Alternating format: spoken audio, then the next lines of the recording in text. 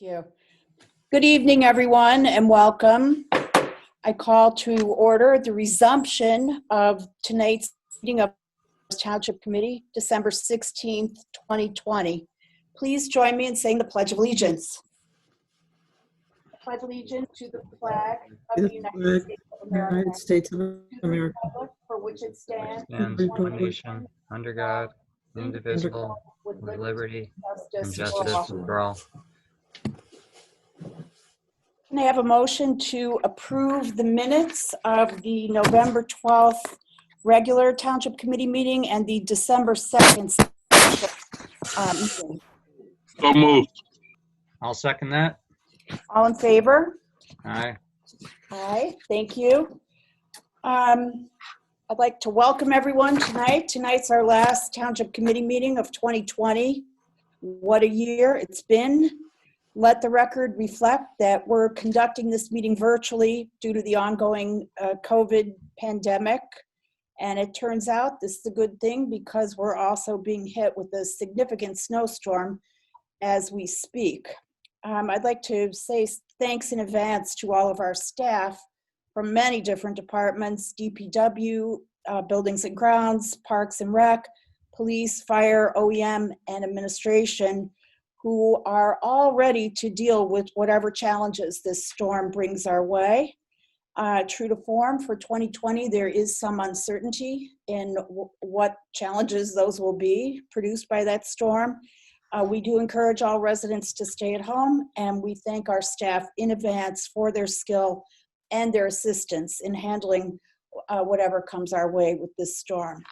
So we begin tonight with recognitions of two of our youth sports teams, the 8th grade WILDCATS football team and the Morristown National Little League girls softball team.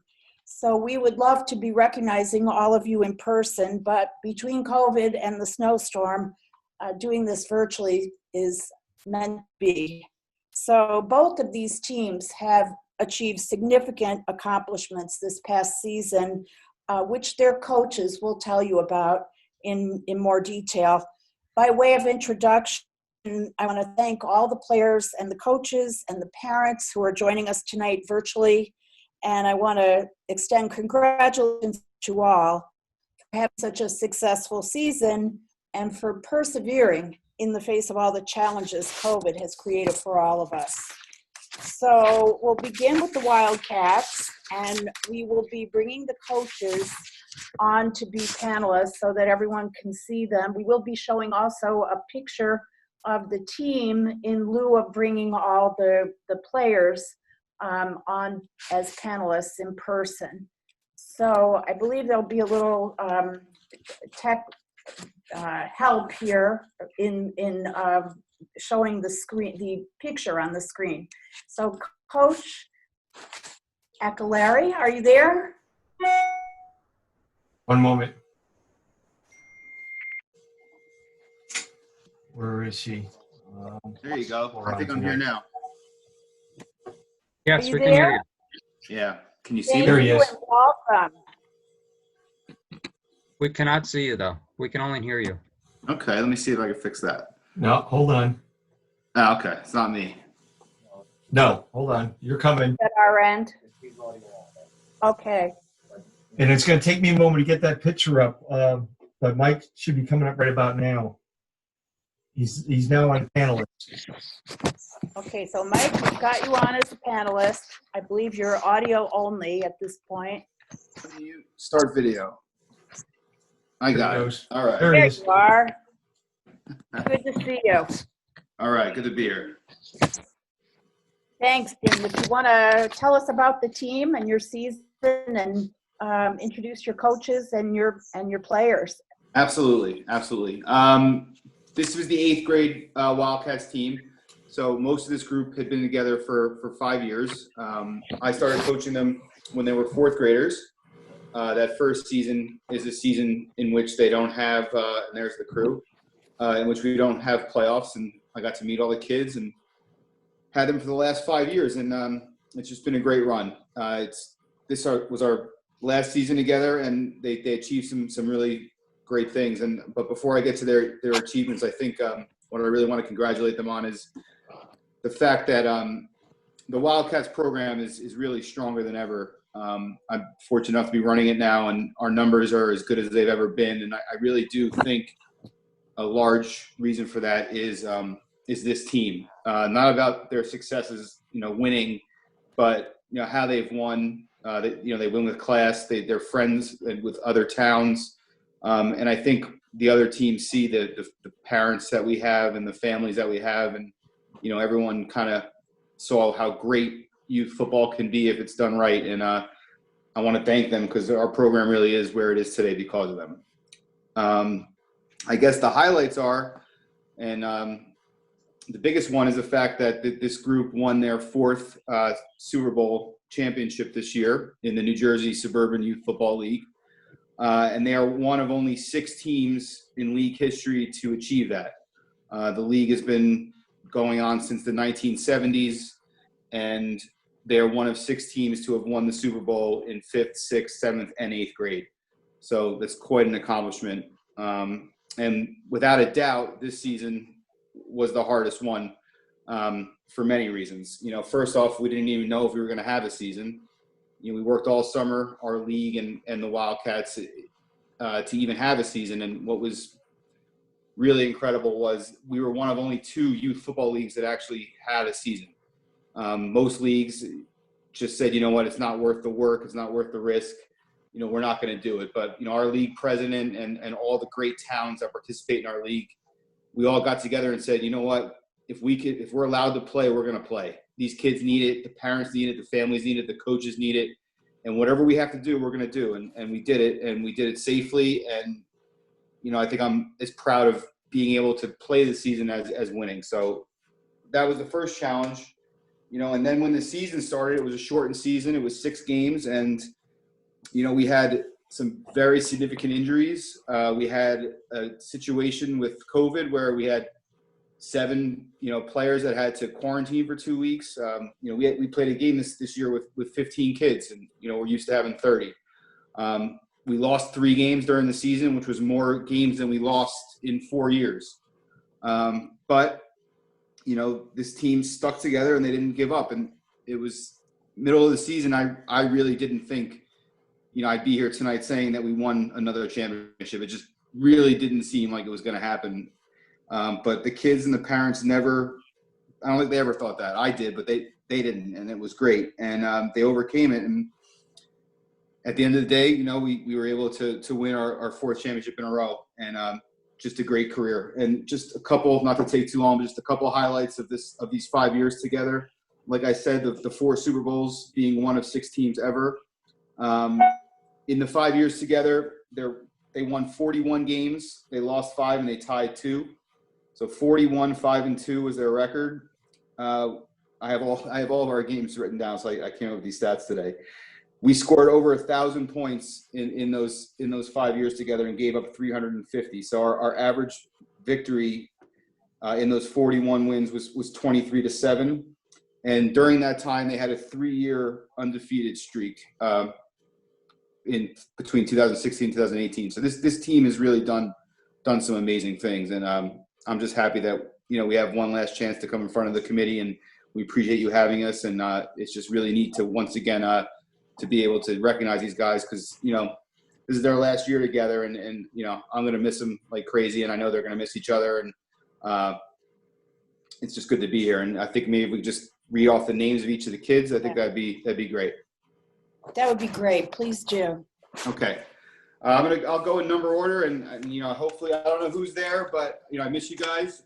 I hope you're watching, but you deserve a real round of applause. Number 2, Rafe Servone. Number 3, Benjamin Andrade. Number 7, Reed Donegan. Number 8, Nair Lyle. Number 9, Philip Fulmer. Number 11, Julian Eisenberg. Number 12, Justin Fiardo. Number 13, Eric Gem. Number 14, Ben Gorodnik. Number 17, Chase Bright. Number 18, Nick Santucci. Number 22, Sydney Williams. Number 24, Carl Williams. Number 25, Dalton Ochab. Number 30, Jack Ahern. Number 34, Aiden Olage Evans. Number 36, Matthew Bergwall. Number 39, Braden Kajanka. Number 41, Aiden Barber. Number 44, Lucas Reza. Number 47, Anthony Casal. Number 50, Demetrios Mahalakakos. Number 55, Aiden Sorsby. Number 62, Ryan Myers. Number 65, AJ Johnson. Number 70, Graydon Karsich. Number 80, Christian Vandergroff. Number 81, Ryan Santoriello. Number 88, Trey Friday. And number 92, Alex Davis.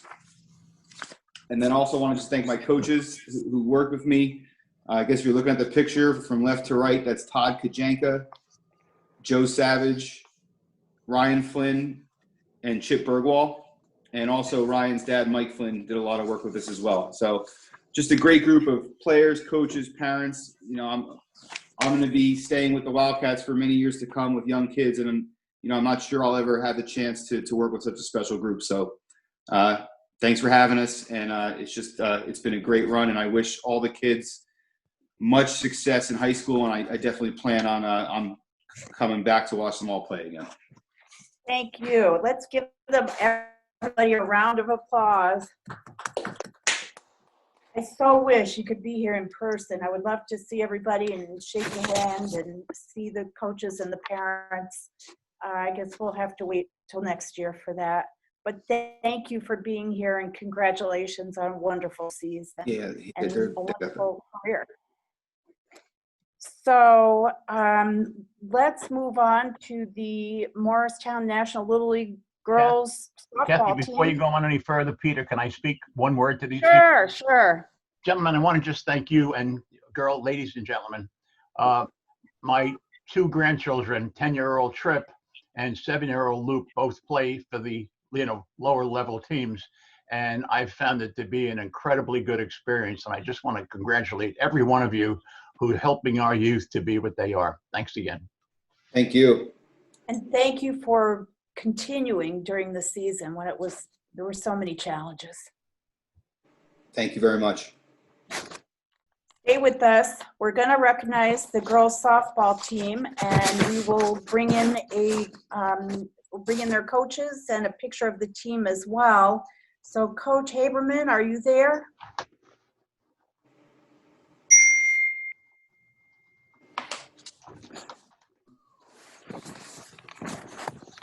Is Coach Haberman here? I just got to find him in the list and I can activate him. You're looking for him. Yeah, it's Aberman, you said?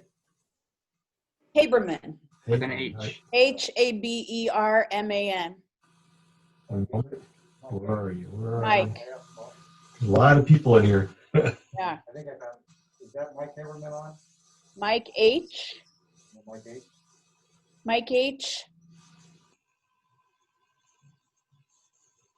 No, I don't see him in here. I don't Mike see him. H. I don't see him in the mix here. Can you hear me? Can you guys hear me? There he is. Is that All Mike right. H? Somebody unmuted me. Yay. Awesome. So, All right. Now thank the you next for question, joining us, and go ahead. Please tell us about the team. can we get Brian Manahan and Rob Murphy too? They're my assistant coaches. We can work on that. Sure. Can you bring them on, Mr. Daly? Yep. I'm sorry. Who else? If Mike, if the two coaches could raise their digital hands, that would help us. There you go. There we are. So Mr. Daly, I believe, is working on bringing them in.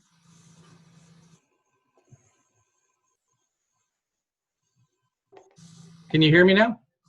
There's Mike. Hang on. All right. Very good. We've got Robert Murphy in, and All right. do we have Brian? There's Robert. Rob Murphy and Brian Manahan. Is that everyone? Who else we have? Mr. Oh, hold on. One more. There's Rob. Okay. He's looking good tonight. He's looking forward to shoveling snow, I could tell. Yeah, really. He's got that look. Oh, do we need anyone else to All right, bring we'll anyone start. else? We'll start now, all right, Kathy? Do you want to Sure, start? Or that'd you be great. I'll follow up after you're done. Tell us about the team and Sure. your season and your players Sure. and whatever you Sure. want to share. You know, it's an honor today to be able to talk about this team. This team accomplished, as far as we can look, more than any other Morristown national softball team ever accomplished by getting to the state finals of this year. But let me start from the beginning. This team was comprised of 12 kids, of which 7 were 12-year-olds, 4 were 11, 1 was 10. So we had a good mix of young and old kids, which is good for the future of the program. Let me just go through the list of kids because, quite frankly, I'm extremely proud of all of them. Jordan Ford. Interrupt for 1 second. Are you bringing the picture of the team on, or are we doing that at our end? I don't see, let's see, share screen. I think I can do it. Hold on. Can everybody see that? Yeah, yes, there you go. Good. All right. So let me go across from the top. You know, everybody's wearing their red bandanas down in central Jersey. So top left, I'm going to start there. You got Jordan Ford, Ella Watson's next to her, Caitlin Pavagatti's next to her, Caitlin Winko, Lisa Barry, Anna Haberman, then kneeling, Jenna Manahan, Erin Murphy, Leah Gardberg, Jessica Riccadelli, and then laying on the ground, being unique, you got Caroline Moorhart, and you got Juliana Klein. So that's our team. So let me, now that I introduced them, I'm going to embarrass them a little bit and talk about what a wonderful season we had. We certainly got a late start, but we did get a lot of games in as an overall team. We were 22-3. Wow. We were a tremendous team this year that certainly included a lot of winning. And, quite frankly, what made this team, at least in the broader sense, is that the development of the players, the willingness of the players to accept roles and then excel at those roles, the ability to pull for each other, to win what I'll say is tough games.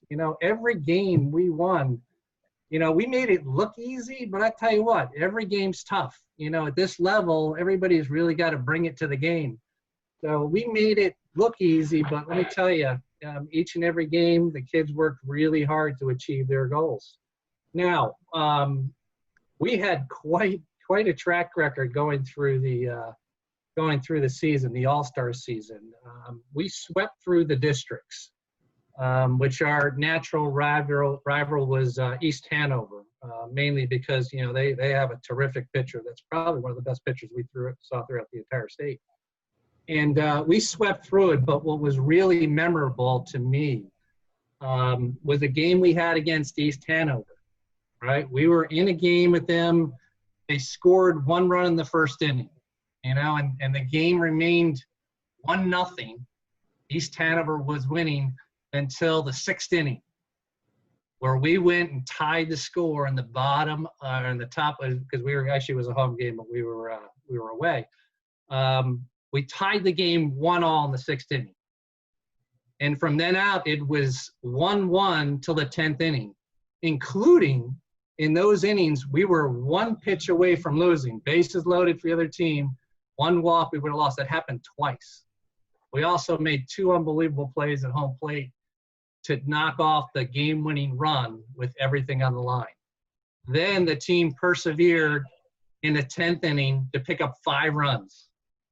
And we came through with the victory. It was probably one of the most exciting games I've ever been a part of. And it exemplified the team on they would not quit and they would not buckle under the pressure. So the parents out there, I'm sure if you're listening, you know which game I'm talking about, and it's a game you'll probably never forget. I know I'm certainly not I think I lost a few years of my life. And we'll talk a little bit about the kids and some of the things that they did during the game. We introduced some of them. Then we went out to the regionals or the sectionals, and we played Pequannock. You know, Pequannock, for those of you who don't know them, they're a perennial winner of the sectional title. So they regularly go to the state tournaments, and we were playing at their field. We had to go in and beat them twice, and we did that. As a matter of fact, we swept throughout the whole tournament of the regionals. We beat Glen Rock as well. And, you know, I think that's when the teams, you know, really felt like they were doing something special, because our original goal was to get through the districts, but this team won the districts, done the sectionals. So we were certainly on cloud 9 going into the states. So we were one of 4 teams going into the states. And in that first game that we played against a team called Little Ferry. We had a little nerves in that first game. You know, we got down 2-0, you know, on probably some plays that, you know, maybe we normally would make. But I'll tell you what, the team came storming back in the third inning to tie it up 2-2, so never gave up. Now, the ball didn't bounce our way for the rest of the game. We did lose 5-3. I will also tell you we had the bases loaded, and we hit a nice shot out to center field that was caught that would have tied the game. But what a game, what a run, and it sort of exemplified the fact that we never gave up. So, as I mentioned before, we were the first Morristown National Little League softball team to reach the state finals. Tremendous accomplishment. I think, in short, this was an amazing journey that, quite frankly, I don't think the players or the coaches wanted to end. You know, this is one of those things where it just kept getting better and better. What I'd like to do next, Mayor Wilson, is have Brian Manahan, if he was able to get on the line, talk a little bit about the team, because he's been with this team for, you know, 4+ years. He's pictured on the left side there. So Brian's on. Can you say a few things about the team, Brian? Sure. I'm going to first thank you, Mayor Wilson and Township Committee, for recognizing our team accomplishments. I can assure you that they represented their families, their teammates, their coaches in the town with nothing but class. As Mike said, I've been lucky enough to coach these girls for the last 3 years. Most of these girls are multi-sport athletes, and that's really what made our team unique. Is we were good softball players, but these girls are good athletes, so they had good speed, they had good arm strength. They're just, you know, and they developed over the years. So last year when we couldn't knock off the Hanover team, what made it different this year is our girls' confidence, and you know, they just finally matured and they were ready to handle what the other teams brought. And we just had quite a run. So I'm going to really just talk about the girls, because I know you guys probably have a lot to do today. So I'm going to go girl by girl and just give you a few little stats about them. So I'm going to start with Caroline Moorhart. She was our third baseman. She pitched for us a little. She played short. She was one of the team leaders. She led off. She was on base all the time. She was running all the time. She got in the other team's head because she was aggressive, and she was quite a hitter. She was a big bat in our lineup, and basically every time she got on base, I would say 80% of the time she scored. And when she scored, she gave our team a lead, and most of the time we never looked back. Jenna Manahan batted second for us. She also played second base. Some of her strengths, she was a great base runner. She had a high IQ for the game. She batted over 500 in district play. She was a great second baseman, as I said, and she turned a double play this year on a nice little field to ground ball, tag the runner going to second, and then throw to first. And that's not easy to do on a softball field, is turn a double play. And Jenna was also never caught stealing all season. Our number 3 hitter was Ella Watson, another shortstop pitcher, another leader for our team, great all-around player, great all-around athlete. Played a heck of a shortstop. She blocked second base on numerous times, not letting would-be stealers get to the base, sacrificing her body for her catcher and her team, making play after play. She hit a big home run in the sectional tournament for us, and she was never overmatched by any pitcher all over the state. So heck of a player. Our 4th hitter, Caitlin Pavagati. She played first base for us. She was a power hitter, great defender, improved every week. District versus Hanover, she knocked in some runs.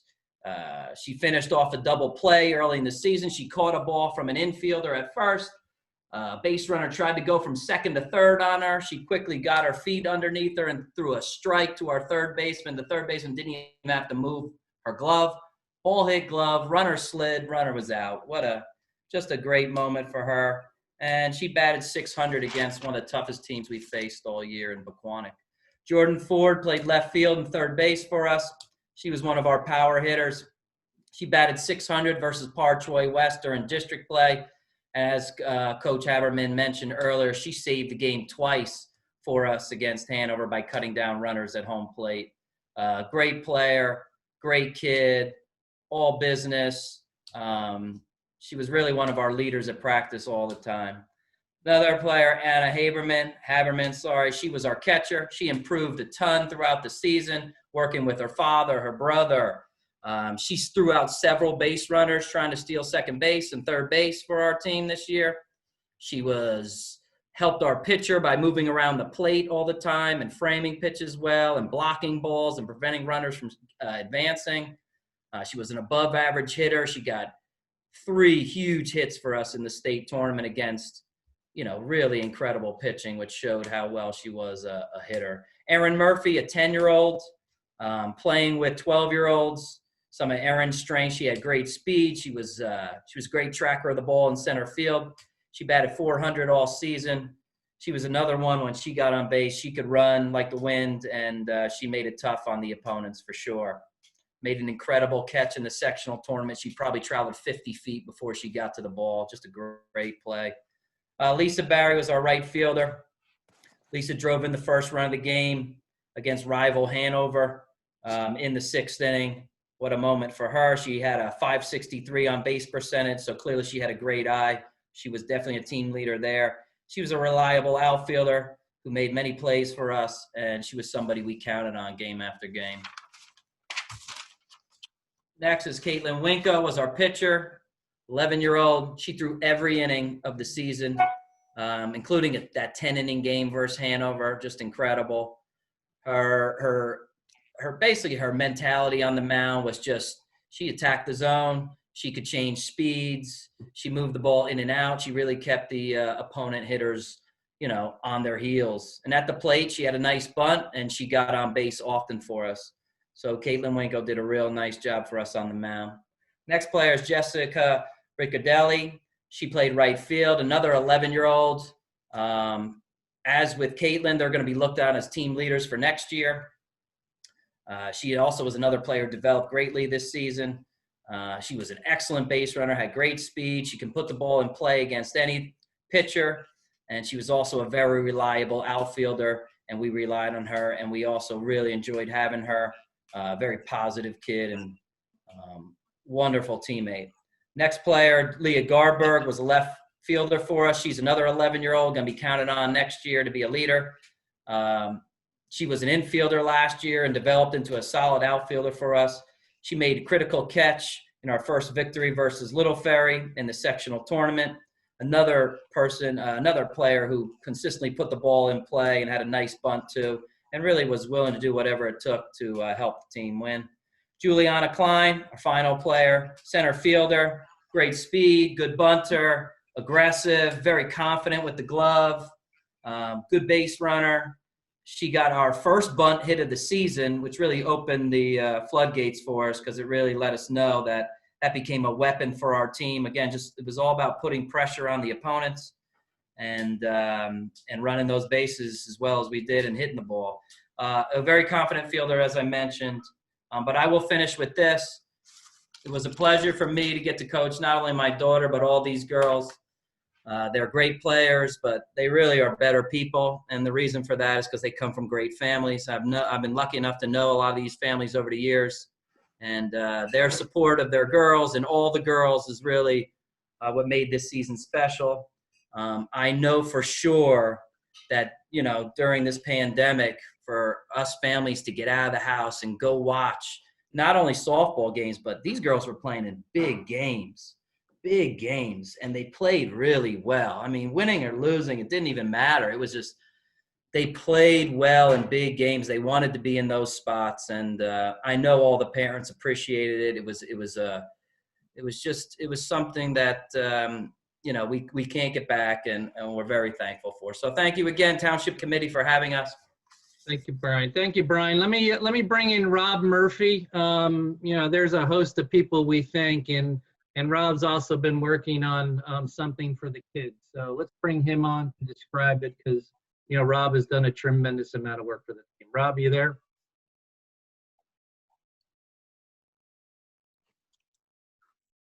Rob Murphy? I think you might be on mute, Rob. Rob, you're muted. Rob, if you can take yourself off. I just saw All him. right. Oh, there you are. Sorry, everyone. Yep. Thanks, Mike. Thanks, Mayor. Thanks, committee, for the honor. This has really been a several-year effort. So there's a lot of parents who, obviously work with their daughters throughout the year with softball, but there's a few I'd like to just thank. Andrea Moorhart was the manager of this team for several years. Her, along with her husband, Mike, were instrumental in the growth of these girls.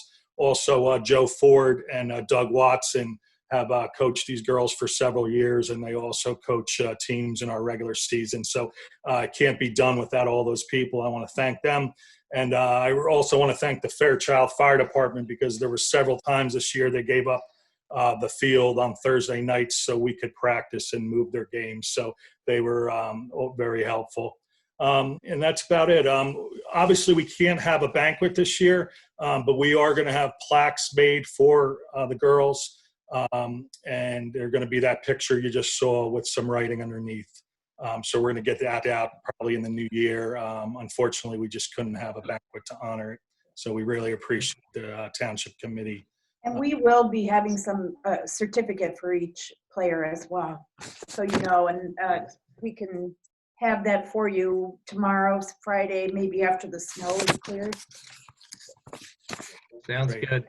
Well, thank you. And just so wrapping up, from the coaches, first of all, let me tell you, working with Brian and Rob was a tremendous experience. I think everybody would agree that the commitment that both of those showed to the team was unbelievable. Brian, was well respected, great baseball background.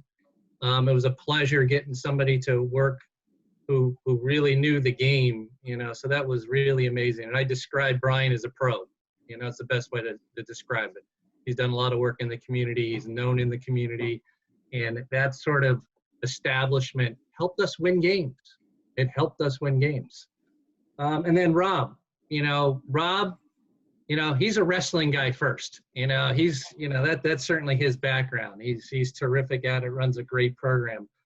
But the amount of work that he's done for this softball team, the facilities, taking care of it, it's undescribable. It makes Morris Township who Morris Township is, to have somebody like that is really the heart and soul of the program.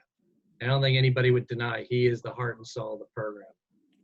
Really amazing. And then, Rob also had an ulterior motive here. He's taking over the reins for the next 2 years.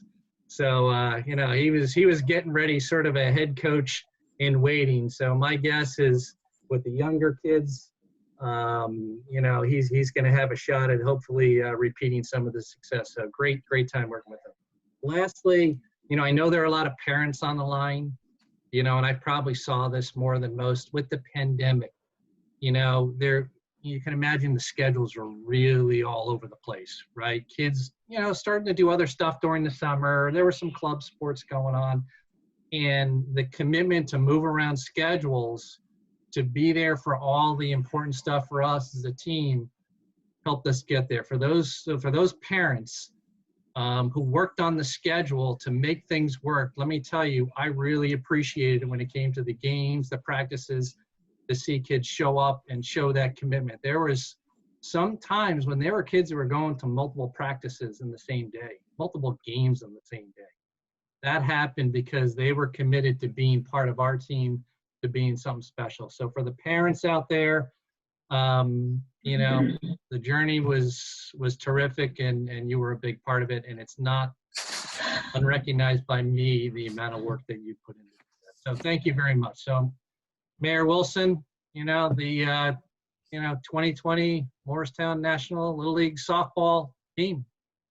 Thank you so much. Let's give you and the Wildcats both another round of applause.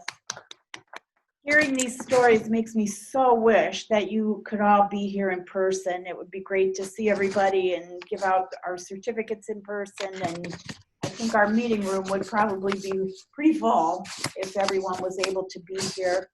And I'm just so struck by how positive the sports is in so many ways. And I'm so struck by the teamwork that I see with the players, the parents, the coaches, everyone helping each other, encouraging each other, working together, and just having a really successful season, both teams. So thank you so much for being here. We're so proud of you, all of you. We congratulate everybody. And if there's anyone else from the Township Committee who would like to say anything, now would be the time. Is there anyone else? We thank you so much because the future of Morris Township in this country is our children. And the things you do for them, you do for everybody else. So we do humbly appreciate what you're doing. Thank you. Thank you. So much. Really appreciate all that you've done and accomplished. So with that, I guess we will move on. I do want to just remind you, we do have those certificates. We'll be in touch with you to make sure that you get them. Congratulations again, and thank you so much. So with that, Thank you. Thank you.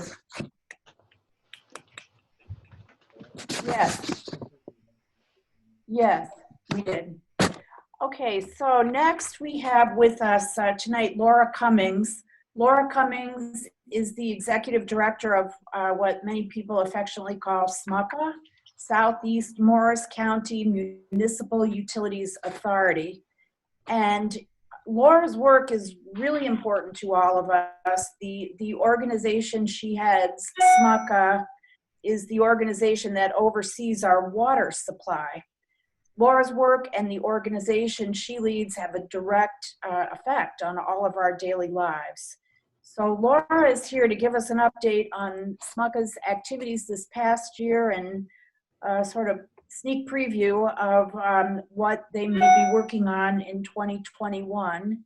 And I do see Laura there.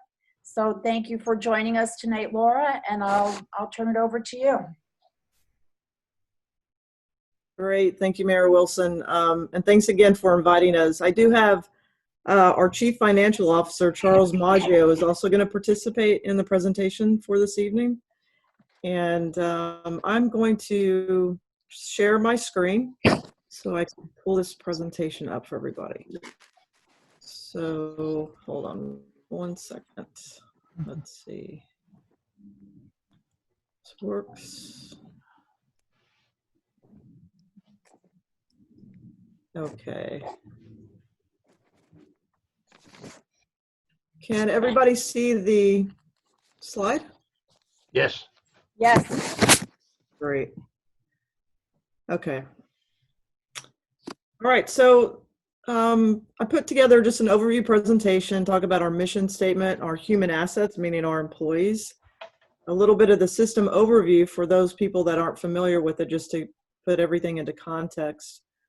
We'll talk a little bit of specifics on what we did in Morris Township the last year.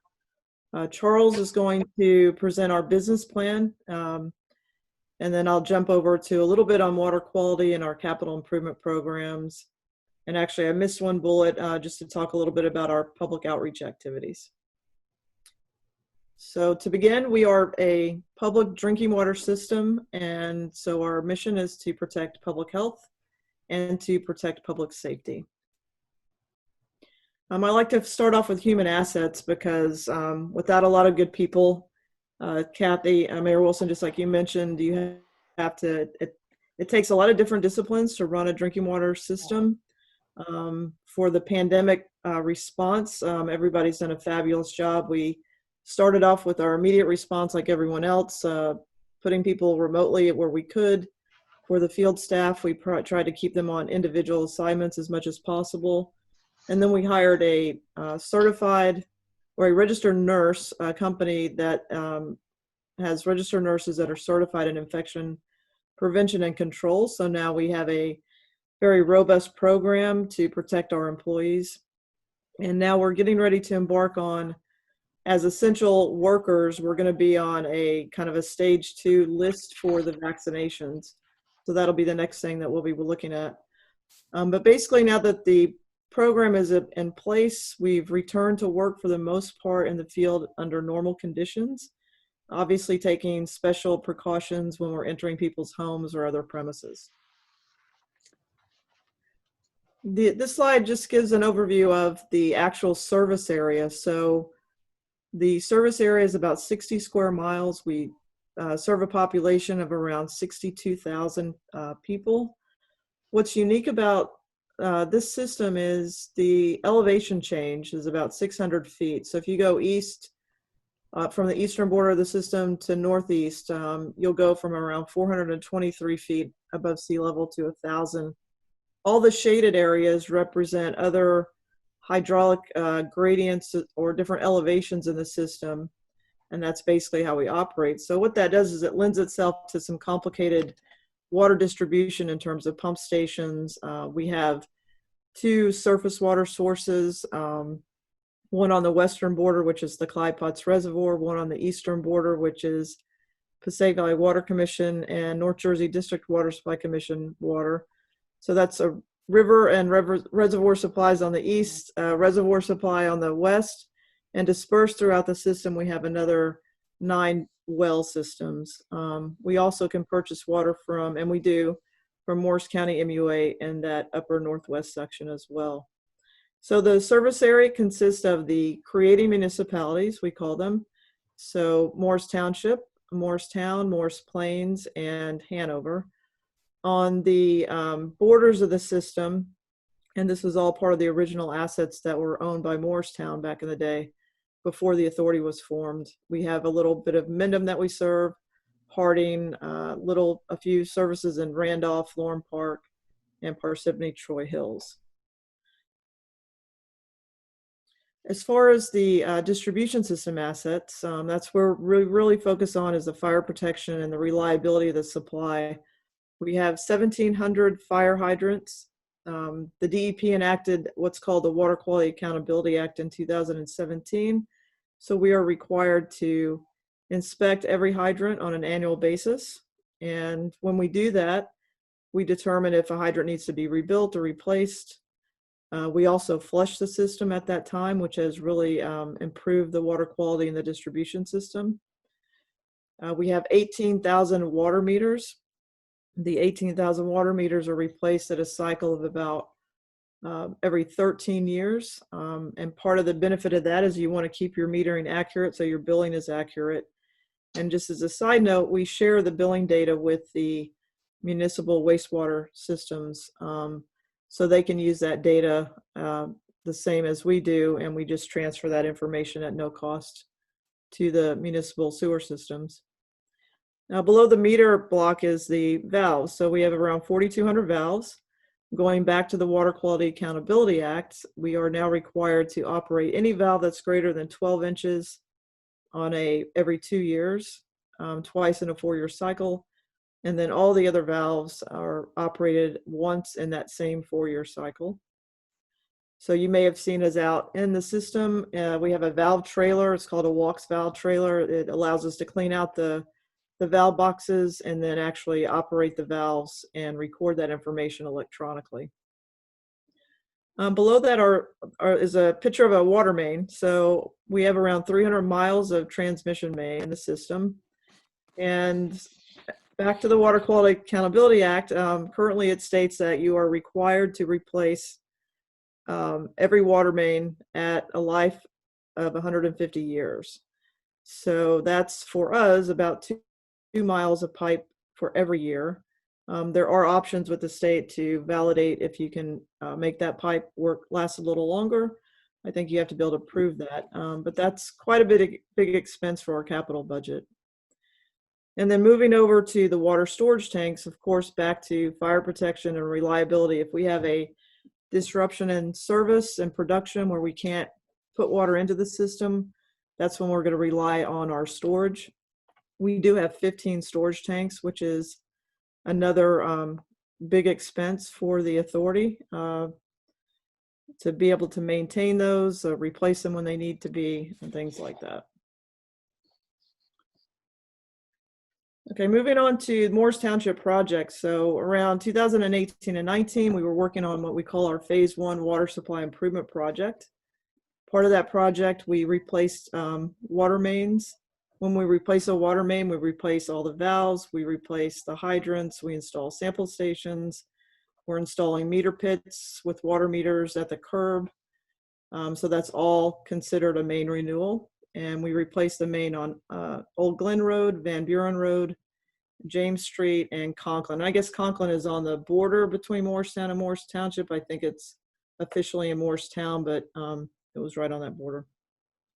We also replaced 8 fire hydrants, and we installed 10 new sample stations. So in the concept of the pandemic, what's really important about the sample stations and the meter pits for distributing the sample stations throughout the distribution system, one is we get a better opportunity to characterize the water quality throughout the distribution system. We're sampling in the pipes. We're not sampling inside the customer's home or a business. And that's really important because we want to monitor the water quality in the distribution system unaffected by the premise plumbing. It also was great with the pandemic because we had, as part of this project, installed about 28 sample stations.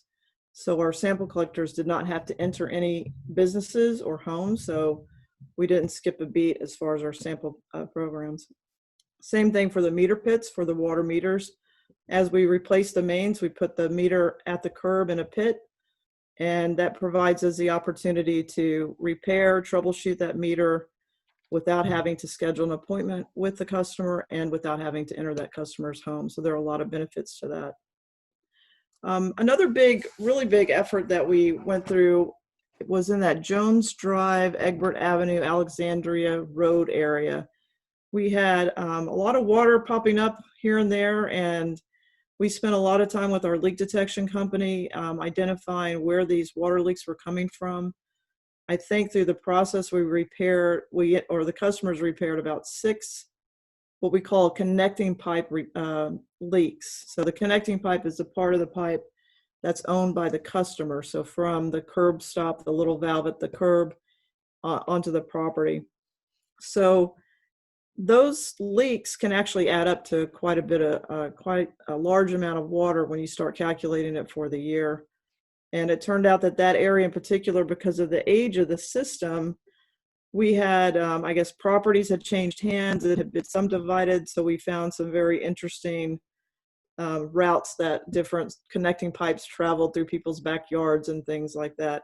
But that was a real success. And we worked very closely with Jim Slate and Tim Quinn on those issues too. Another really important investigation that we worked on, we've had a high rate of main failures in that Bradford Estate area on the Lord William Penn Drive. And we've worked really hard to figure out what was going on there. We identified very drastic changes in elevation within that area. So we're working with our chief engineer, Jeff Elam, and our hydraulic modeler to reassess where additional pressure reducing chambers need to be installed. You want to reduce the pressure, but you don't want to reduce it too low. And then they'll be working on that. And now he's actually moved forward where we're redesigning a new main to go through that area. So that design will happen this year in 21. And then we'll go to bid late 21, and then we'll be constructing a new main in that area sometime in 22. So at this point, Charles Maggio is our Chief Financial Officer. I'm going to turn the business plan section over to Charles.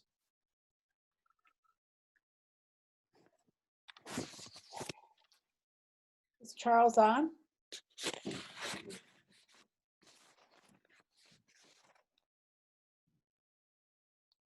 I don't know. We can't hear him. There There he he is. is. Perfect. I was trying to be on the phone at the same time, but no, I'm on. So the authority, per state regulations, is required to submit a budget that encapsulates 6 years. We update this budget annually, and we do it on a zero-based budget system where we start from zero and build up. We don't take previous year's budgets and just add percentages. We have very detailed spreadsheets. We work with every division manager, showing what every budget line and expenses that are allocated to every budget line.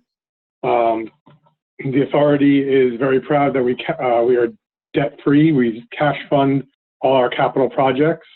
The only debt we have is a $30,000 a year payment to Morristown, which was for the acquisition of the original system. So we don't really consider that a debt. It's more of a payback. We maintain a cash working capital of 12.5%. That allows us to pay for services and producing water that we have not been paid for yet. Our budget method is to budget for conservative metered sales estimates. We budget as if we're having a wet year, which we've had for the past 2 years, and then the pandemic year, so we would consider that similar to a wet year. It allows us to meet our revenue goals every year. If we do have a dry year and we exceed our revenue goals for metered sales estimates, any excess revenue is used to offset future years' increases and budgets. We budget $0 in connection fees every year. It's too volatile a revenue to pin down.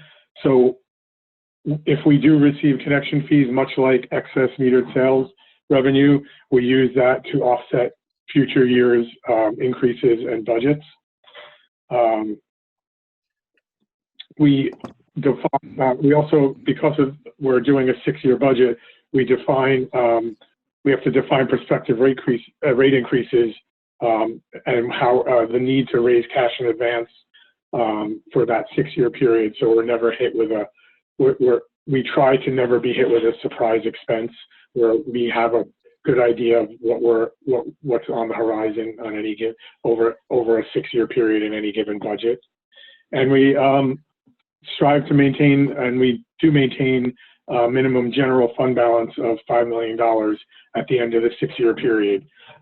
This allows us a cushion for any unforeseen circumstances that may require a large expense. And it also puts us in a position that if we were ever to go out for bonding or need funding, we would be set up to have a good bond rating.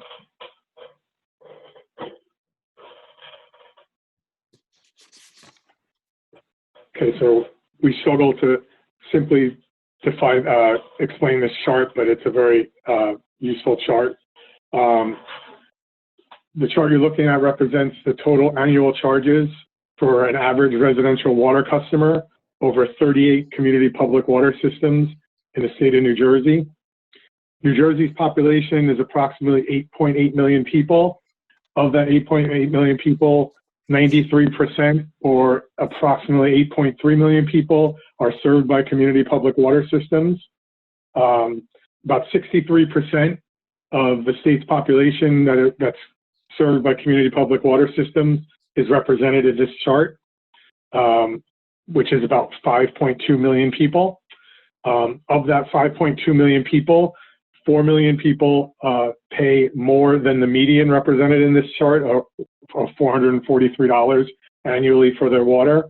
and 4.2 million people pay more than SMCMUA's 2021 proposed rates of $424.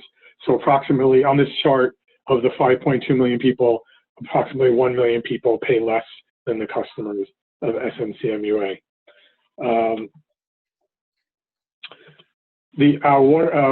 With working in conjunction with our water consultant, Howard Woods, we established that a average residential customer uses approximately 5,400 gallons a month, or approximately 65,000 gallons a year. The y-axis of this chart shows the annual cost for a customer in these water systems, and the x-axis shows the water systems that are represented in the chart. As you can see, also as a note, the other 37 systems in this chart were using their 2020 rates, because at the time that this chart was made, we didn't have access to their 2021 rates. So as you can see, our SMCMUA's 2021 rate of $424 is still approximately $20 less than the 2020 median rate of the 38 systems on this chart. The increase between the 2020 rates and the proposed 2021 rates is approximately $33.18, or is $33.18 for the year, $2.76, which translates to $2.76 a month, or 9 cents a day. Also, as a note, we're maintaining costs to our customers in 2021 that remains about 40% less than Middlesex Water Company, and approximately 66% less than New Jersey American Water Company, two of the bigger public water systems in the state that serve much larger populations. Right, and just to support what Charles is saying, to the right of the chart, you'll see number $702. That's what a typical New Jersey American customer is going to pay, compared to our customers at $424 a year. For Middlesex Water Company, their customers pay $592 for the same calculation per year, as compared to the $424 for ours. So the point of this slide is just to put into perspective, one is what the actual rate increases are going to be from 20 to 21 in actual dollars for a residential customer, and also to demonstrate just how we compared across the state for comparable water systems. Do you have anything else to add on that chart, Charles? I think that's it right now. Great. Okay, this is yours. So the 2021 budget is $17.7 million. For the 21 to 26 capital expenditures, we're averaging approximately $8.8 million a year. And we're going to be working again with Howard Woods Jr. and Associates, who's a water supply planning and business consultant, in 2021 to evaluate potential financing strategies to offset some of the future capital expenditures, whether it's low interest loans or partial principal forgiveness. There's a lot of grants. There's a lot of programs. We had intended to explore that this year, go down to the state and see, or work with the state and see what's available. The pandemic kind of derailed that, and we've delayed that to 2021 as part of our strategy. Okay, great. Thanks. I think that's okay. Thank you, Charles. Yep. Okay, just a few words about water quality. So we did produce our 2019 annual water quality report, which demonstrated that we are in compliance with primary standards, and we are routinely exceeding recommended upper limits for hardness and things associated with road salt. The hardness is a naturally occurring issue, and the road salt is obviously, like on days like today, an artifact of the de-icing process. The 2020 lead and copper results. So the samples were collected between June and September of this year, and we remain below the action limit. So we've done really well with lead and copper. One thing that we started a big project last year, actually the year before, we call that phase 0, we did a very comprehensive water quality study on the Clypots Reservoir. If anybody's heard about algal blooms lately and cyanotoxins, so we spent a lot of time with the experts revamping how we monitor and operate that reservoir to keep our eye on the cyanotoxins, which are not yet regulated, but that they do have health advisories. So we want to make sure that system is operated properly without any effects in the distribution system. Then we moved on from that project to starting a complete, really comprehensive evaluation of our existing source water quality data, how we treat the water, and the finished water quality. We're near completing that project. We'll be finishing that in the next month or two. And then we're going to move forward with what we're calling phase 2, where we'll be updating our wellhead protection program, really getting into a lot of the details of data available to us through the state's programs, in addition to our own water quality data, and maybe revamping what we're sampling for beyond what's regulated. And we're also going to look at the feasibility for treatment. So, for example, I would say our number one complaint is hardness. Some of the groundwater sources that we have are excessively hard. So we are going to be looking at how we might be able to reduce the hardness. And in water quality, if you've heard anything about Flint, Michigan, if you change one thing, you have to look at the entire process to the end. So that's why we wanted to get all the data organized, and then now we're going to dive in with the experts to look at how we might be able to treat the water differently, reduce the hardness as one of our goals, along with some other water quality objectives. From a distribution system perspective, the hydrant maintenance program with the flushing, and also we're flushing at other locations routinely other than just the hydrants, has really improved water quality. We're focused on optimizing the water age. So as the water moves through the distribution system, we want to minimize that water, minimize the water age. Oh, I'm getting a feedback. Oh, it stopped. So that we, deliver the best quality to the customer's tap as possible, or connection rather. Although we are in compliance with the lead and copper program, we continue to work with the corrosion control expert to further optimize that program. So we're actually completed that study a couple of years ago, and we've designed new corrosion control treatment facilities. So that project rather, is underway. We'll be adding corrosion inhibitor to all the different sources, optimizing the pH, and that's just to be more protective all the way, again, to the tap in everybody's home. The hydraulic model, we've been spending a lot of time developing the hydraulic model. We're in the process of calibrating it. That tool becomes a very important tool for simulating water age, water quality. We actually are using that tool to model the pressure in that Bradford Estate area so that we can define what type of pressure reducing systems we need and where they need to be located, and the effects that that'll have on other customers in that same area. So that turns into a very useful capital planning tool. And then building water management. So it was I had a company on board and the project got derailed because of COVID.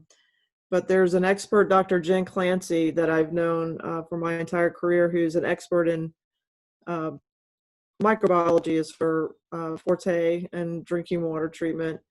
And now she's focused on premise plumbing issues. So we had planned an outreach program for premise plumbing, because if you hear about things like Legionella and other issues within these building systems, it's very important that we start that dialogue between us as a public water system and the owners of these buildings. Our role is to deliver the water to the connection, to meet all the regulations, to be of good quality.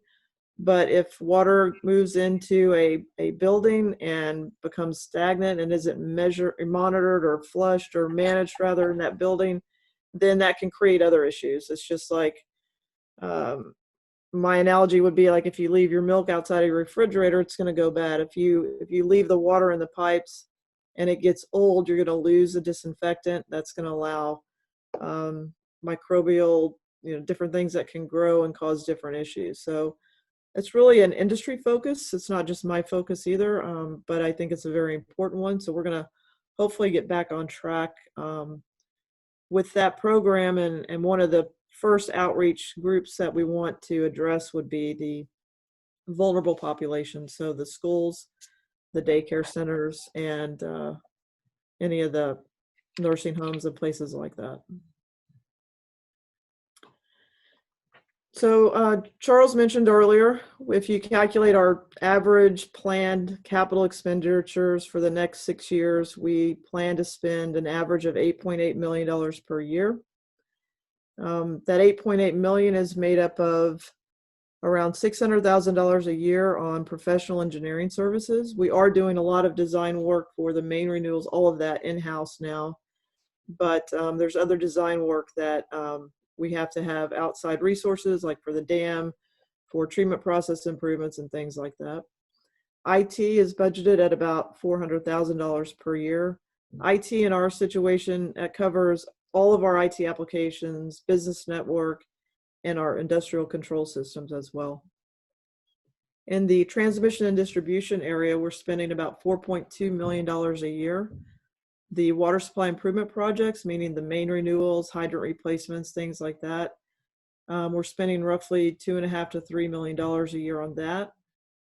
That's likely to possibly even increase because, as I mentioned, the state of New Jersey has issued a law for replacement of life cycle replacement of 150 years for the mains.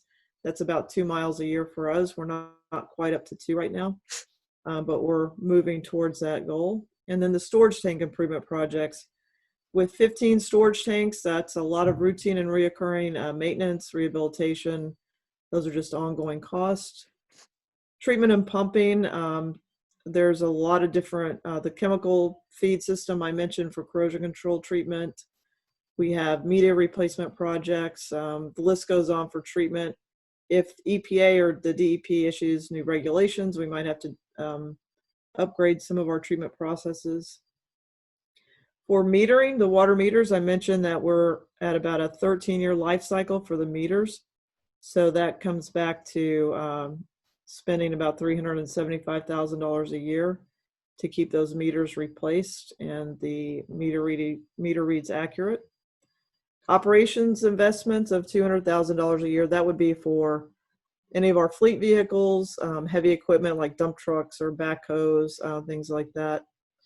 And the facilities cost is, we're in the process of designing and upgrading our headquarters facilities. So we have estimated that over the next 6 years to be around $600,000 a year to pay for those improvements. And just to talk a little bit about the water supply improvement project, the current project that we're in the process of implementing now. So this was something that was designed in 2019 and 20. Now we're in the construction phase between 20 and 21. This project in particular was $3.2 million, and that consists of about 8,700 linear feet of main. 6,600 linear feet of that main is represented by this map that I have on the slide, and we're going to be replacing the main from Conklin and Washington in Morristown all the way down to James Street and South Street in Morristown. That's some of the oldest infrastructure, the highest densely populated in terms of residents, high rise, as well as just the business district. This is going to be a big project for us. We will be launching a very focused public outreach and communication program that'll be rolling out after the first of the year on this project, but that's a very important one. And then we're also going to replace another 30 fire hydrants, and we'll be installing 40 water meters and water meter pits in another location of the system. For the planned improvements within Morris Township itself, we are embarking on our phase 1 of our tank improvement project. This is a 2-year phase project. Picatinny storage tanks, we have 2 tanks in that Jones Woods area. One of the tanks needs structural improvements, so that has to be completed. And then we're going to also improve that site. We just installed a new generator there, which is a grant project from the county and the state. We have the new generator, we'll have the tanks rehabilitated, and we're going to clean up that site. There's a road that enters into that facility that's in need of a lot of improvement. So I think our local residents in that area will be pleased with that project. And then as far as the phase 2, the next water supply improvement project, we will replace 15 fire hydrants in Morris Township and another 6 valves. And then phase 3, which the design is starting now into 21, will include addressing that Lord William Penn area as far as pressure reducing valves and replacing that main. So I believe from here, I'm going to turn it back over to Charles.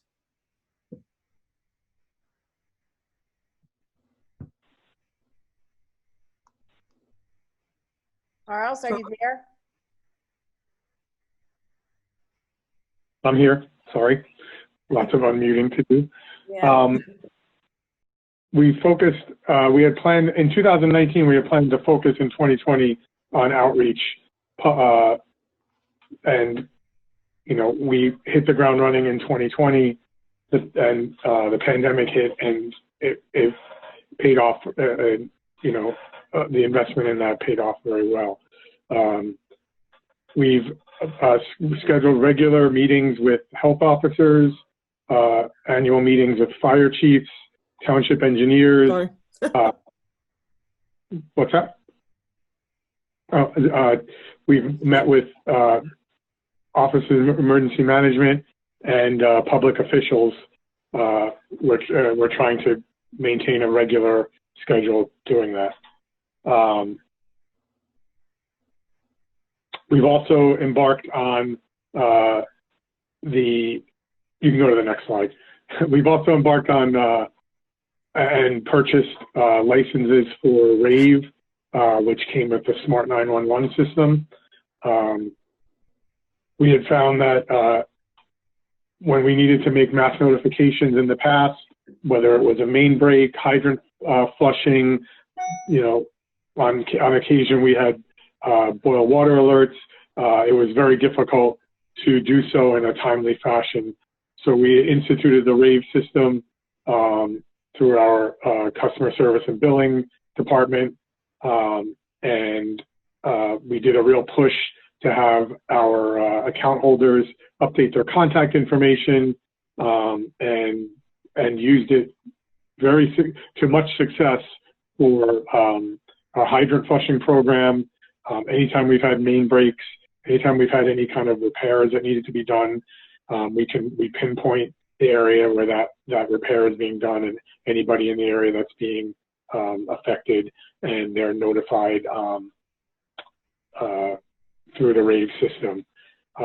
Whether it's we use the information we have in our account system, email, phone number. We also through 911, Smart 911, we could use landlines if we don't have any information for them. And Smart 911 also allows us to have anybody that registers through Smart 911 select SMCMUA and select to receive water alerts. And that's helpful for people who don't necessarily live in the area, but may work in the area or have family or are responsible for taking care of people that live in the service area. So we're able to send, I believe you're all from Morris Township uses RAVE, if I'm not mistaken. So you're able to send an alert in seconds to as many people as you outline in your geofencing.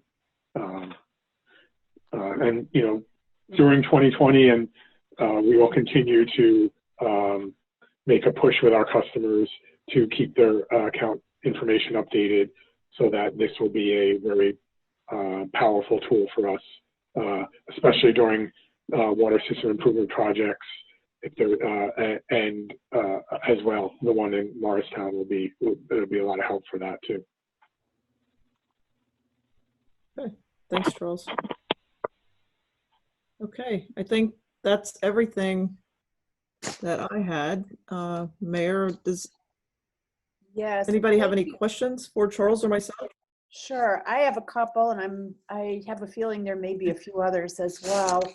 Thank you so Great. much for being here tonight. I'm so glad we talked and you were able to present this information. It's so interesting. I mean, such a vital service, and it's complicated. I have several questions I could ask. I'm going to just ask a couple, kind of in the interest of time and the snowstorm and everything. But you did say that we were exceeding the standards on both the hard water and, was it salt? Sodium, yes. Sodium, yeah, it's these are recommended upper limits. So it's not like exceeding a primary contaminant. It's a recommended upper limit. The way that it's characterized is they're more like a aesthetic parameter. It's different than being regulated, let's say, on bacteria. That's a primary contaminant. You get violations for exceeding those. The other ones are recommended more from an aesthetic perspective. But we also know that the water is very hard, and that's where our primary complaint is, and that's why we want to address that. Sodium, this road salt, is a much more complicated matter to manage that because of health, because of the road safety issues. I'm sure. So you're working on it. That's a much larger issue at the state level with the state highways. Part of the complexity. And the municipal level, yeah. Okay, one other question I had. Could you just give us a brief update on the Jones Drive? Have those leaks been pretty much addressed, or do they, is that investigation ongoing? No, I believe those are complete. I know Deputy Mayor Grazel had brought up, I was going back through my notes, there was something on Mendham Avenue, I think it is, in that same area, but I believe all of these have been addressed. I'm not aware of any other complaints that have been ongoing since we resolved all of those. Yeah, I just know there were a lot of drainage and leak problems, and I know that you were very helpful and did a lot of work on it. So I'm glad to know that most, if not all, of those problems have been corrected. With that, I think I'm going to turn it over to anyone else from the Township Committee who may have any questions.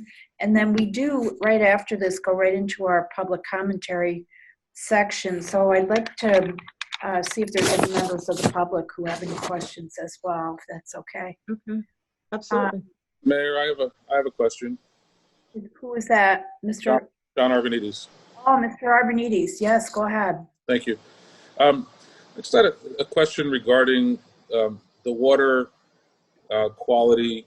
You touched on it and you mentioned the issues. The question arises, I'm in the process of opening up a business in Morristown, and some of the equipment that we had to put in needed us to test the water. And we had 3 separate companies for 3 pieces of equipment run tests, and all 3 of them told us that the water is barely drinkable.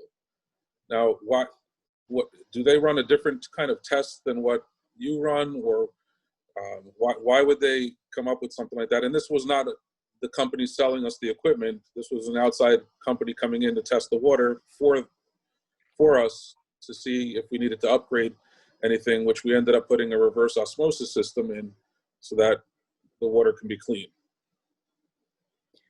Yeah, I would have to look at the reports that they gave you to find out what kind of tests that they did run. One is to make sure that they were running certified tests, look at how they sampled the water. those type of comments don't make any sense to me. If they told you needed to soften the water, I mean, that would make sense to me. But other than that, I'm not sure what they would be referring to. So if I can get your contact information, then we can talk about that with our water quality division manager. You can get my information from Tim Quinn. Okay. Okay, thank you. All right. Thank you. You're welcome. Mr. Grazel, did you have a question? Yes. As Go always, ahead. I have questions. Thank you, Laura, for a great presentation. It was really wide-ranging, and it's clear that SMUCA is under very good leadership under your stewardship. A few questions. You mentioned a $30,000 annual fee, or it was mentioned a $30,000 annual payment to Morristown. Is there an end date to that, or is that in perpetuity? I can answer that. 2076. Oh, go ahead. It was 100 years from 1977, so 2076 is the end date. 100 years. Wow. Wow. Okay. I'll let Mr. Mancuso do the math on that one. To tell us what. I'm going to say we're going to miss the fruition date on that one, Jeff. Yeah. I think you said that there were no connection fees that you charge. Is that correct? No, well, there's no connection fees we budget in our revenue, meaning that we project a $0 connection fee. We definitely charge connection fees. When we do receive connection fees, we use the revenue to offset future rate increases and future budgets. Okay, so that's good to hear. So in condominium communities that are being put up all over the place, is there a connection fee for every single unit, or is there just one connection for the development? It's a statutory formula.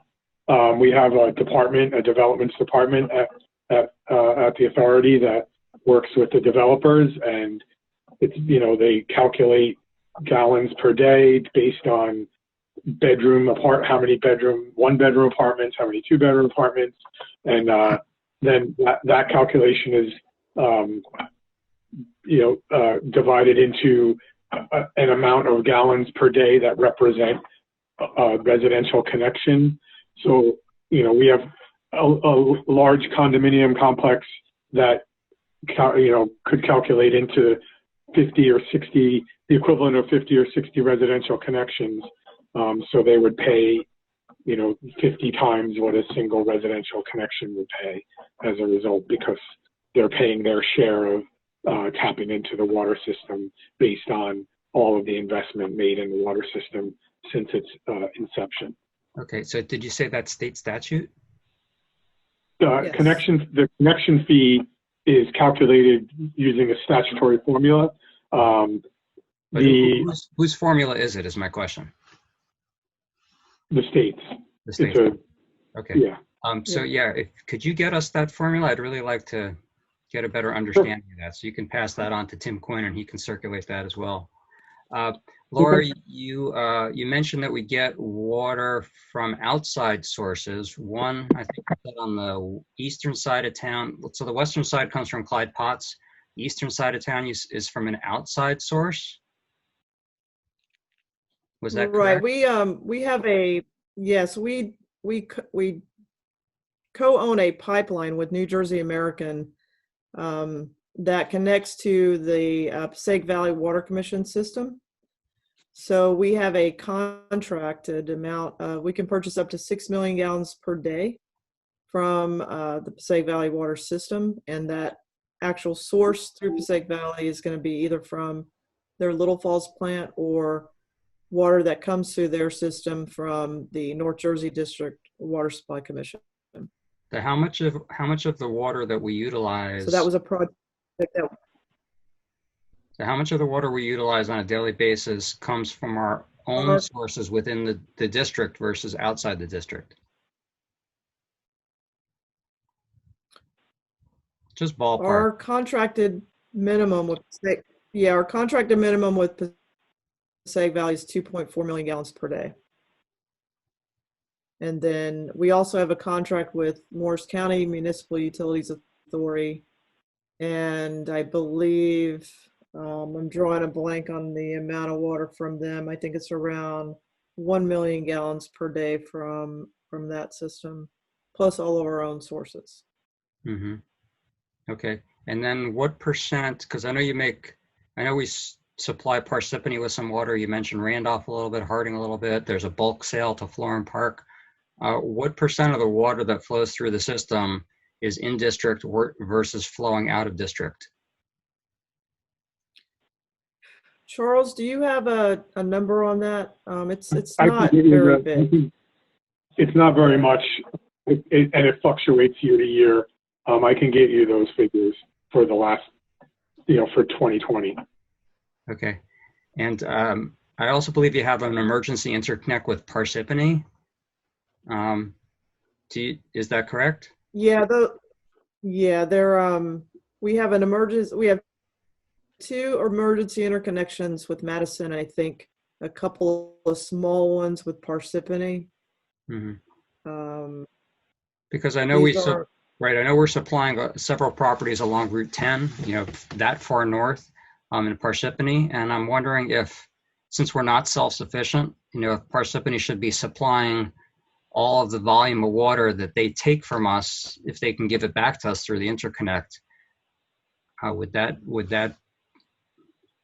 better? The way I understand it, I think the fact that like the section of Florham Park that we serve in Randolph and Parsippany are just more of that was how the old Morristown system was designed. Mm-hmm. So I think hydraulically and maybe geographically, it made sense for those areas of those municipalities to be serviced off of our system. And we own all the piping in those locations. So it's our water system. It just happens to be in their municipality, if that makes sense. Okay. But I wasn't quite sure. Yeah, your question on. Yeah, we can follow up. We can following- follow up offline with more specifics. Okay. And the last question was just getting back to the road salt again. Would it be preferable for water quality if we changed over to brine instead of using road salt? Would that be beneficial to the system? That's something, I'm not a salting expert as far as effective for, meeting the primary objective of keeping the road safe. But No, I think primary that objective of keeping the water safe. Right. It's a double-edged sword, I think. But I believe the brine is much more efficient because you're not applying excess. That's number one. That's my understanding. But it's something we definitely want to look into and work with the municipalities. The state, of course, and the county roads would make sense to partner on that aspect. Okay. So maybe we can continue the conversation on that as well. Sure. Very good. Thanks again for your presentation. Thanks, Mr. Gray. Is there anyone else from the Township Committee who's got a question? Yes, thank you, Laura and Charles, very much for coming. We appreciated everything you've done. And I'd like to, sometime, if you had time, I'd like to find out who negotiated that deal with Morristown and you guys. It's a great deal. I kind of think it might have had something. Was it you? No, it wasn't. Oh. Thank you Maybe so much. Sid had something to do with it. Sid Weiss probably had something to do with that, I'm sure. Oh, The more okay, I learn great. about your organization, the more history I see. There's a lot of history in what you deal with. Yes, it's a pretty fascinating system. We're not one of the biggest, but we are certainly one of the more complicated. Definitely. Absolutely. And the salt issue, we can't be the only ones. Any other questions? Or we had we have one person from the public who has their hand raised. If we could. Yes. Ron great. Brad. Ron's on. Okay. Yeah. Thank you, Laura. There you are. Very thorough and fine presentation. I happen to Ron, live. we need your name and address for the record, please. Sure. Ron Brandt, 10 Lord William Penn Drive. And so that's street featured very much in your presentation, so my question really goes to that. My neighbors at the higher end of the street have suffered with water quality and water supply for quite some time. So the 2022 end date seems disappointing. I had hoped for something more current because this has been cooking for quite a while. And I would ask you to consider if you could accelerate the project. Right now you're in the design phase and then going out for bids. It would seem my background is a chemical engineer, not in water management, but it would seem like a project could be completed faster than that. Yeah, I think we're definitely going to move as fast as we can. The sequence of the project, the Morristown project, that's about a 1.25 mile stretch through the heart of Morristown. So that's going to be very time consuming for all of us. But Jeff Elam is really working diligently with the hydraulic modeler to figure out this pressure issue. It's not a straightforward issue, and we've got to get that resolved. I imagine he'll be putting in pressure reducing chambers before we get to the main renewal part of that too. But yes, we're working as fast as we can, and I certainly understand it seems like an eternity when you're on the end user part of that. So we will work as fast as we can. Thank you for your consideration. You're welcome. Thank you. Mr. Goldberg, Lee Goldberg, do you have a question?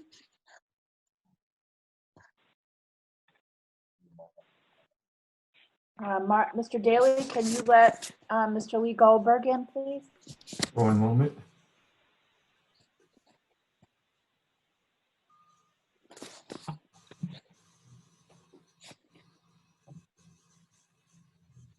There he is. Okay. Mr. Goldberg, your name and address for the record, please. Sure. Lee Goldberg, 10 Arrowhead Road, Morris Township. Yeah, thank you very much to the Township Committee and for Ms. Cummings and Mr. Maggio for the presentation tonight. Certainly appreciated the insight. It's an often mentioned organization, but I think little understood in the public's perspective. So this has been very invaluable to shedding some insight as to what you deal with on the daily basis there and how you're organized. So appreciate the time here tonight. My question is, anything you can share or what your strategy is as you do long-term needs analysis or demand or supply and controlling that? I mean, as Mr. Deputy Mayor Grazel had referenced, there's certainly been a lot of development on the residential side. There's no shortage of development just in Morris Plains and Hanover and the township and the town in and of itself. But then when you factor in sort of the Florham Park corridor, who I know we supply, I guess, water to Florham Park and Randolph and Parsippany, is there any red flags or anything you can talk about in terms of just being able to support all of this development? Or is it sort of, it all comes out in the wash because there are commercial buildings that are vacant and people are leaving, and does it all balance out in the end, so to speak? Yeah, I think part of the balance is the new water conservation devices, the plumbing devices. So we've reduced the amount of water that people use in households just by way of installing new fixtures like the low flow flush toilets, the different low water use shower heads and things like that. So the amount of water that each household is using has gone down. So that's going down, and you might have more development, but the net of anything significant. And just to point out, the sections of Florham Park and Randolph and Parsippany Hills, Charles will get the data to Deputy Mayor, but we're not talking about very many connections or large connections or anything like that. So it's not a lot of water, and we do have excess water. So we're in good standing. We update our demand projections annually now. So we'll be doing that again come the beginning of the year, we'll be updating that. So we're tracking everything on that end. And are those demand projections based on site plans and just development work that you're learning of through the participating towns? Or? Yes, we pull all the towns. Our engineer uses that information to develop it. We're going to take it out even further, I think, on this next round to try to do our best to project out on a longer term horizon. But no, I feel confident that we're in very good shape in terms of water. Okay, great. Keep in mind, just Passaic Valley alone, if we're just working up to taking the minimum of 2.4 contractually, and we can take up as high as 6 million gallons a day. So we've got quite a bit of room. That's not exactly how you calculate it, but there's a method to the madness, but just in a general context. Gotcha. And then I just have a question, maybe best directed for Mr. Maggio. In terms of the bulk sale agreements that we have, that the organization has with towns, I was reading that the terms of those are for 5 years, and then they auto renew for 1 year periods after that. Is there, within the 5-year terms, are there rate increases to the people that we're supplying through that? And then when it renews, there's another rate increase, or do they get the same rate through the full 5-year period and in perpetuity as it renews? Their rate increases are part of our budgeting. So we, much like rate increases for our residential or commercial customers, there's a bulk rate increase every year in our budget. So there would be a rate increase each year within the 5-year term? Yes. Some of the rate increases they're kind of interwoven. Some of the increases are based off of like other water system increases that we have contracts with, but they are increased annually. Yeah. Thank you very much for that clarification. Thank you. Thank you again for your time and for your presentation. It was extremely insightful and valuable and truly appreciated. Thank you. You're welcome. Thank you, Mr. Goldberg. I don't see anyone else with questions for you. So with that, we do have our public comment as the next part of our meeting, but I just want to thank you, Laura and Charles, for the presentation and for being with us tonight, and for you're always very responsive when we reach out to you and have questions or concerns, and we very much appreciate that as well. And just I'll say one last thing for the benefit of the public. We do, Morris Township, appoint 2 members to the SMUCA's board, and so we are well represented on the board, and we really appreciate all that you do, and we thank you for being here this evening. You're welcome to stay with us if you would like to, but if you would. I think I have to go shovel. Yeah, I can only imagine. Yeah. So anyway, thank you again. We really appreciate your presentation and all of your help. All right. Yeah, we enjoy working with your team also. So, all right. Thank you, everybody. Stay safe. Good night. Good night. Merry Christmas. Merry Christmas. Happy holidays. So we are right now in the middle of our public comment portion, and if there's anyone from the public who would like to comment on any other matter, please raise your digital hand and we'll call on you. Okay, seeing none. Take this time. Oh. Mr. Goldberg. Mr. Goldberg. Mr. Daly's gonna let you in. He's on. Okay. Thank you. Just one thing to bring to the committee's attention, or maybe for follow-up through Mr. Slate's office, or Mr. Quinn can maybe shed some light on it as well, or have it looked into. But I just want to call attention to what I call a small pond, which is sort of developing over on the former Honeywell track along Adams Drive, right behind the Normandy Park School.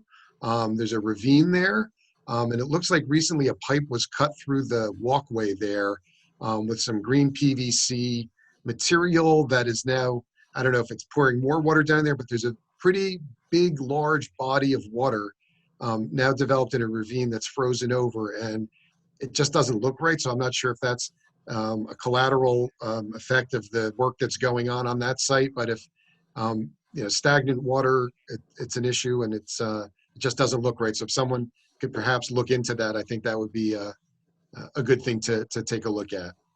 That's all I had. Thank you. Thank you. We will look into that. Mr. Quinn, do you have any comment on that right now? No, we'll look into it. Thank you very much. Thank you. Is there anyone else from the public? Seeing none, I guess we need a motion for that, or do we just move on? Move we close the public portion, ma'am. Thank you. Second? I need a second. Second? I'll second that. Yes, Thank sir. you. All in favor? Aye. Aye. Aye. Thank you. Okay, moving on. Several ordinances this evening for public hearing and final consideration. So I will turn it over to Mr. Carlson. Thank you, Madam Mayor. Let me just unmute here and flip over to the agenda. First, we have Ordinance 17-20. This is an ordinance vacating the rights of the Township of Morris in and to a certain 20-foot wide pedestrian right-of-way existing between 26 and 28 Stonehenge Road, being block 2201, lot 13 and 14. Thank you, Mr. Carlson. Can someone make a motion to approve? I'll offer it. Thank you. Second? I'll second that. Thank you. At this time, it's open for public comment. If there's anyone from the public who would like to ask any questions or make any comments, please raise your digital hand. Move to close the public portion. Thank you. Second? Second. Thanks. All in favor? No, it's, you have to do a roll call. Or motion to close the public portion, no? Oh, that's right. All in favor? Aye. So we're in favor of closing the public portion. Perfect. And so at this point, we will do a roll call. Madam Clerk? Mr. Arvanites? Yes. Mr. Jorfi? Mr. Jorfi was on with the fire department as Oh, well. So okay, thank you. He may have been called for a call. I'm not Thank you. sure. Thank you. Mr. Mancuso? Yes. Mr. Grizel? Yes. Mayor Wilson? Yes. I, Catherine J. Wilson, Mayor, declare the ordinance adopted and finally passed, approve the same, and direct that the clerk publish the proper notice thereof in the newspaper and to record the ordinance in the proper place. Thank you. Next ordinance, 2420, Mr. Carlson. Thank you, Madam Mayor. I've heard a lot of excuses for not being present for a vote, and responding to a fire is amongst the worst of them. Next, we have Ordinance 24-20. This is an ordinance amending Chapter 88 entitled Vehicles and Traffic, Article 2A, Section 88-2A.2 and Schedule 2, Handicapped Parking Spaces. Thank you. I have a motion to introduce or to approve. I'll Thank second you. that. I'll Thank second you. that. It's now open for public comment or questions. If there's anyone from the public who would like to make a comment or ask any questions, please raise your digital hand. Seeing none, can I have a motion to close the public portion? So moved. Thank you. Second? Second. Thank you. All in favor of closing the public portion? Aye. Aye. Thank you. Madam Clerk, a roll call, please. Mr. Arvanites? Yes. Mr. Mancuso? Yes. Mr. Grizel? Yes. Mayor Wilson? Yes. I, Catherine J. Wilson, Mayor, declare the ordinance adopted and finally passed, approve the same, and direct that the clerk publish proper notice thereof in the newspaper and to record the ordinance in the proper place. Thank you. Next, ordinance 2620. Thank you, Mr. Madam Carl? Mayor. Next ordinance is 2520. Oh, I'm sorry, 2520. An ordinance of the Township of Morris in the County of Morris, New Jersey, authorizing a special emergency appropriation in the amount of $210,000 due to parking operating fund operating deficit caused by COVID-19 revenue loss. Thank you. Can I have a motion to pass? So moved. Thank you. And second? Is there a second? Yes, I'll second. Thank you. If there's anyone from the public who has any questions or comments, please raise your digital hand. Seeing none, Move the public portion be closed. thank you. Second. Second. Second. All in favor of closing the Aye. public portion? Aye, thank you. Roll call, Madam Clerk, please.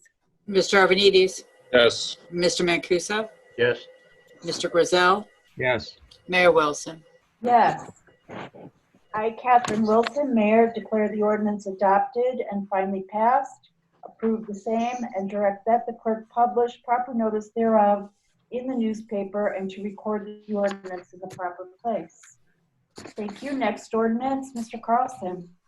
Thank you, Madam Mayor. Next is ordinance 26-20. This is an ordinance of the Township of Morris in the County of Morris, New Jersey, authorizing a special emergency appropriation in the amount of $450,000 due to swimming pool operating fund operating deficit caused by COVID-19 revenue loss.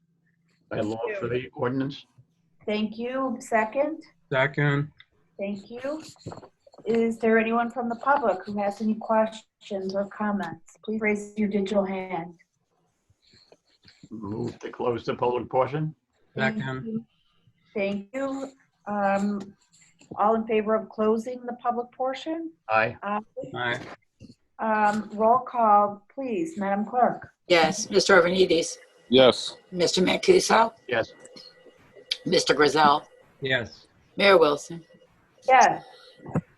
I, Catherine Wilson, Mayor, declare the ordinance adopted and finally passed, approve the same, and direct that the clerk publish proper notice thereof in the newspaper and to record the ordinance in the proper place. Thank you. And the next ordinance, Mr. Carlson. Thank you, Madam Mayor. Next up is ordinance 27-20. This is amending Chapter 95 zoning of the Code of the Township of Morris. Thank you. A motion to approve. So moved. Second. Second. Okay. Is there anyone from the public who has any questions or comments? Okay. Is there someone? Okay, a motion to close the public portion. So moved. Second. Roll call, please, Madam Clerk. Mr. Arvanites, Yes. Mr. Mancuso, Yes. Mr. Grizel, Yes. Mayor Wilson. Yes. I, Catherine Wilson, Mayor, declare the ordinance adopted and finally passed, approve the same, and direct that the clerk publish proper notice thereof in the newspaper and to record the ordinance in the proper place. Thank you. Mr. Carlson? Thank you, Madam Mayor. This is an ordinance 28-20, amending Chapter 57 Land Development and Chapter 95 Zoning of the Code of the Township of Morris. Motion to approve? So moved. Thank you. Second? Second. Thank you. If there's anyone from the public who has any questions or comments, please raise your digital hand. Seeing none, motion to close the public comment. So moved. Thank you. Second? Second. All in favor to close the public portion? Aye. Madam Clerk, a roll call, please. Yes, Mr. Arvanites, Yes. Mr. Mancuso, Yes. Mr. Grizel, Yes. Mayor Wilson. Yes. I, Catherine Wilson, Mayor, declare the ordinance adopted and finally passed, approve the same, and direct that the clerk publish proper notice thereof in the newspaper and to record the ordinance in the proper place. Thank you. And next ordinance, Mr. Carlson. Thank you, Madam Mayor. Next is ordinance 29-20, amending Chapter 95 zoning of the Code of Township of Morris to include electric vehicle charging stations. Thank you. Is there a motion to approve? So moved. Second? Second. Is there any question or comment from the public? No. None. Can I have a motion to close the public portion? So moved. Thank you. Second, or all in favor? Aye. To close the public portion? Aye, thank you.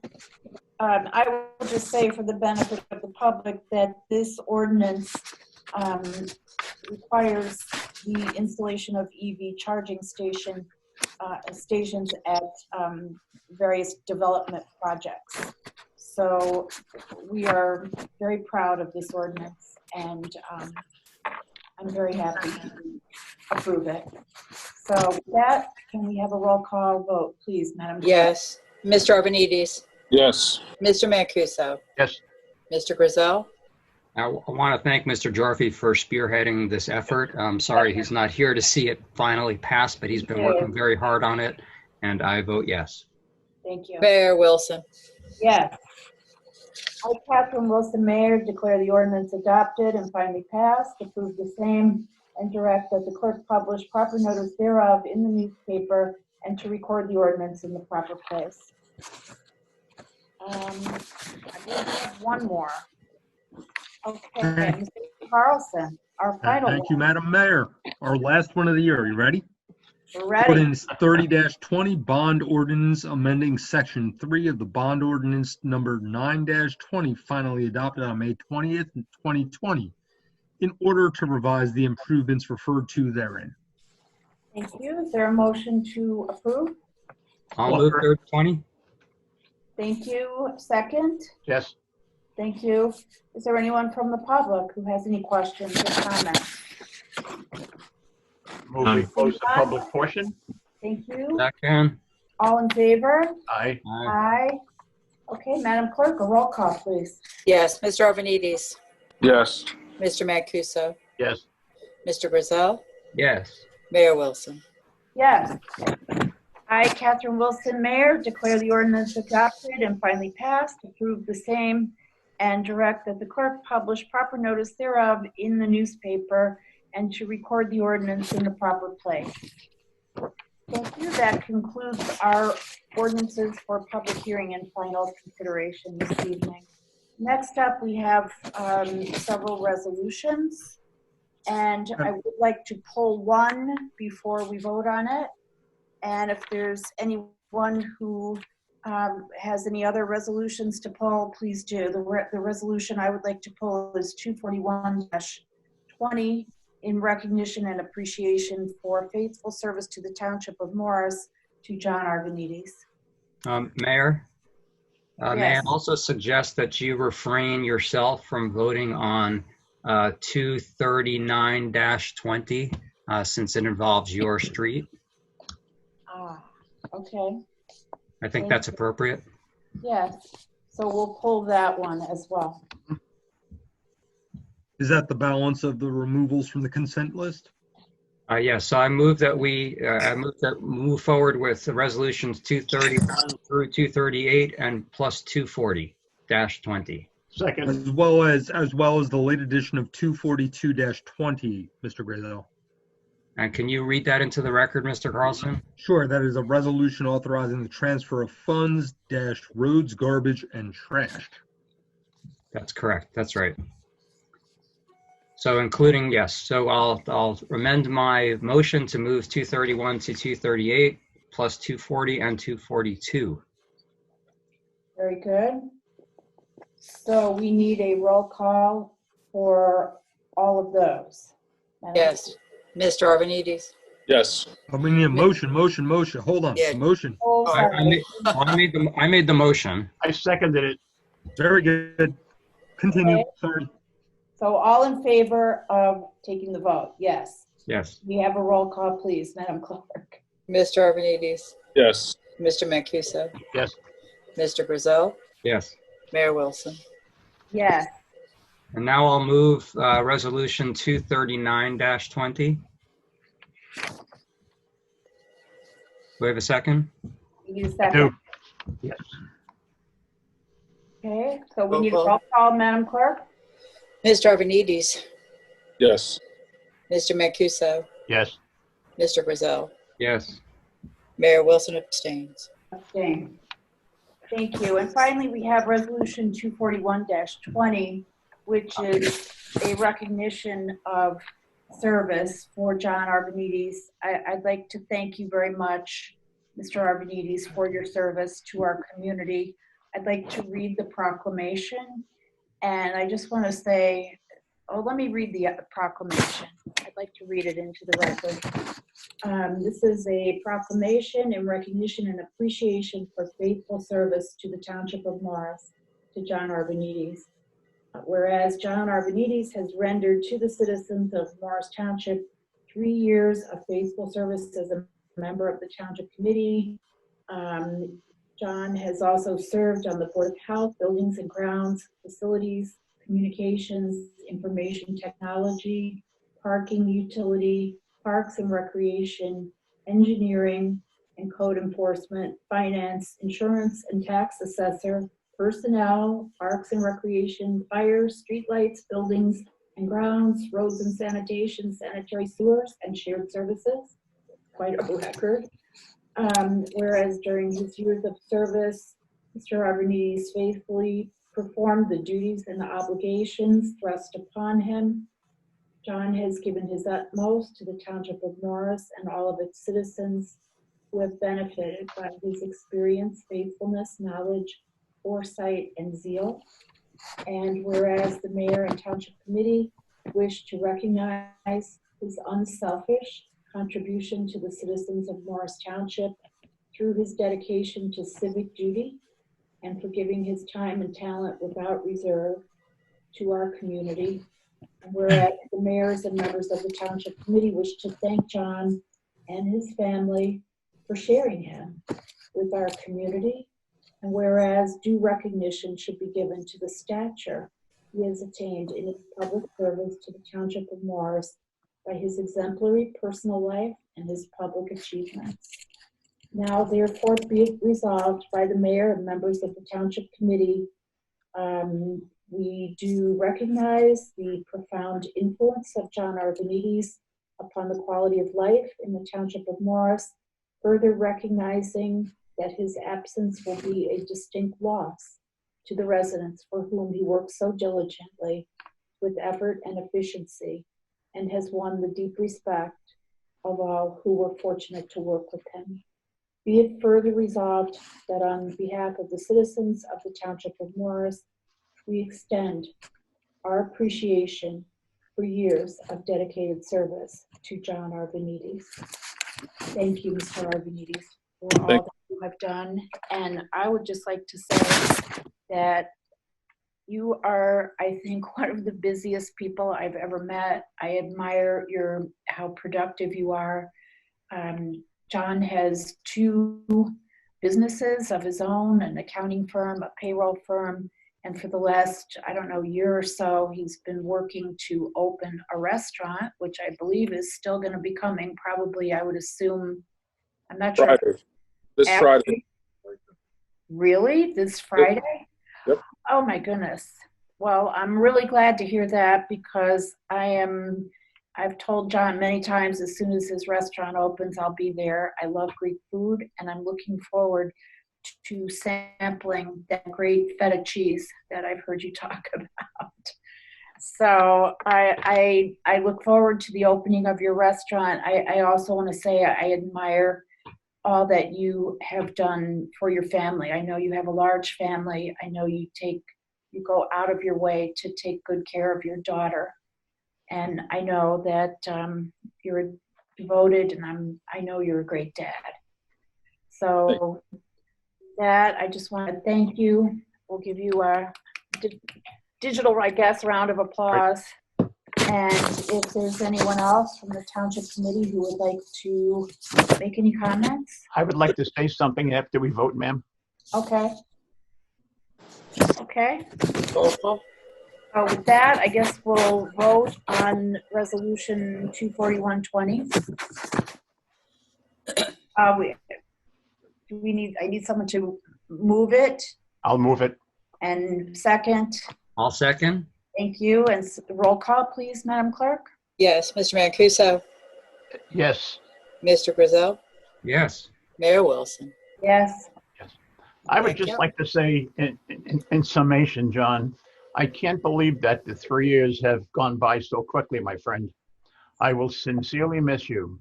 You've lent a special flavor to our discussions and meetings and conversations.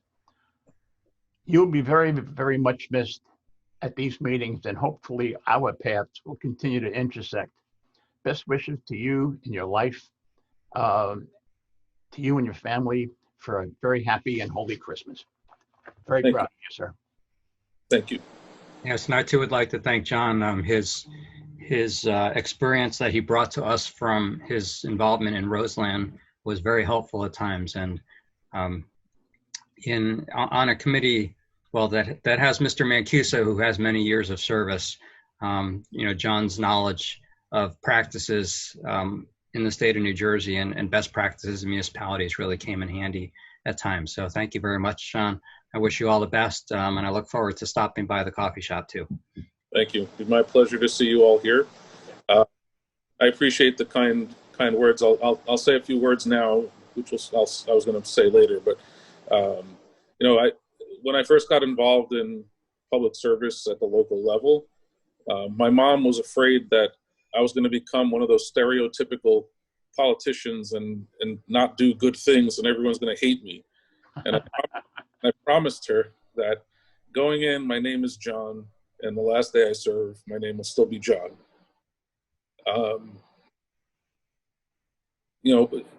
During my tenure here in Morris Township, I'm going to steal a line from my Big Fat Greek Wedding, where he talks about how some are apples and some are oranges. So I think at times all of us might have acted like an apple or an orange. But at the end of the day, all we were trying to do is to produce fruitful service to Morris Township. And whether we agreed or disagreed, at the end of the day, I hope and I believe that all of us still had a respect for each other, to disagree at times, to do what's best for our Morris Township. So it was an honor and a privilege to serve, and I thank you all. Very well said, John. Thank you. Thank you. Thank you. Mayor Wilson, can I add just one thing?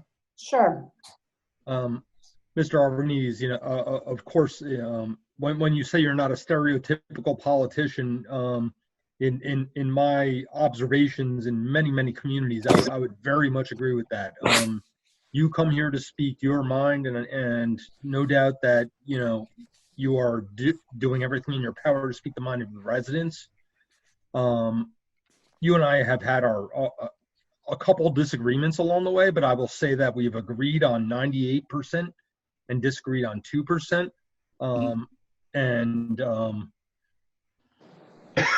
All I want, the biggest thing I want to say is that I run a running group that goes up and down South Street, and we'll be doing that this Friday. And I know you did not come here to advertise your new business, but please tell us where we're ending and what time. Well, I'll be here. If we can get an espresso after our run, we will be very happy. All right. Well, 6:30 in the morning, I will be here Friday morning. So, where on South Street are you? 80 South Street. Okay. What's the name? We'll see you Friday. The place is called Local Cafe, spelled L-O-K-L. Right near the intersection of Pine Street on South Street, right? Yes, thank you. We're gonna come in a little bit sweaty, and a little bit, unprepared, but Okay. I hope you're ready to serve us coffee.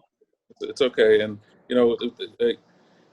with regard to everybody that I worked with on the Township Committee from the first day I was there till today, and Scott, yes, we might have had some disagreements, but I think we've been in this public service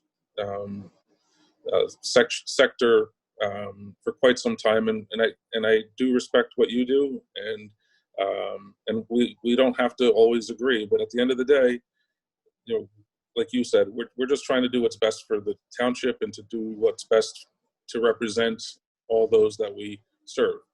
And I do have respect for what you do and the work that you do. And please continue providing the quality service that you have been providing, because the residents deserve the best from all of you. Thank you, John. And know that not for a minute did I ever think you were doing anything less than doing your absolute best to serve the residents of Morris Township. I hope you thought the same of me. I look forward to having a continued relationship with you going forward. Same here. Okay, thank you, everyone. I'm very glad to know that your restaurant's opening, and I'm sure we're gonna all be there very soon. So thanks for everything. And with that, we'll move on. We have our consent calendar. Mayor, which- I'd like to move the consent calendar as circulated. Thank you. Second. All in favor? Aye. I'd Thank like you. to move the item received for the record from the planning board. Second? Second. Yes, second. All in favor? Aye. Aye. Thank you. Okay, at this time, we have our standing committee reports and comment by township committee. And I know we just probably cut into what John Arvanites was going to talk about. So if there's anything else you would like to add, John? Nope. Just I also appreciate the thoughts and prayers that all of you provided during some of those difficult times that I had in the last 3 years. So that's it. Thank you. Great. Thank you. Okay, Mr. Jorphy he's still not here, correct? Mhm. Okay, Mr. Jorphy was on call for a fire and he had a cough. So, Mr. Mancuso, I guess you're next. Thank you very, very much, Madam Mayor. As you all noticed, we made several transfers into funds to take care of the lack of funds that we had during COVID-19. And I'd just like to commend Mr. Quinn and Ms. DeAngelis, et cetera, and on occasion, even the Finance Committee who helped, but that we were able to take care of some of these amounts of money that we had not accrued that we had expected to. If you notice, the last or next to last item was the reappointment of Tim Quinn for a 3-year term. And I would say it's the most deserved honor to have served with you for these past 10 years, Mr. Quinn. I'll probably miss your last year, depending on the fates of the elections and how things go. But I can only promise you that these 2 years will be total service to you and listening and watching your leadership as you take this town through good times, bad times. We're really blessed to have you as our administrator, tangentially the best in the county and potentially the best in the state.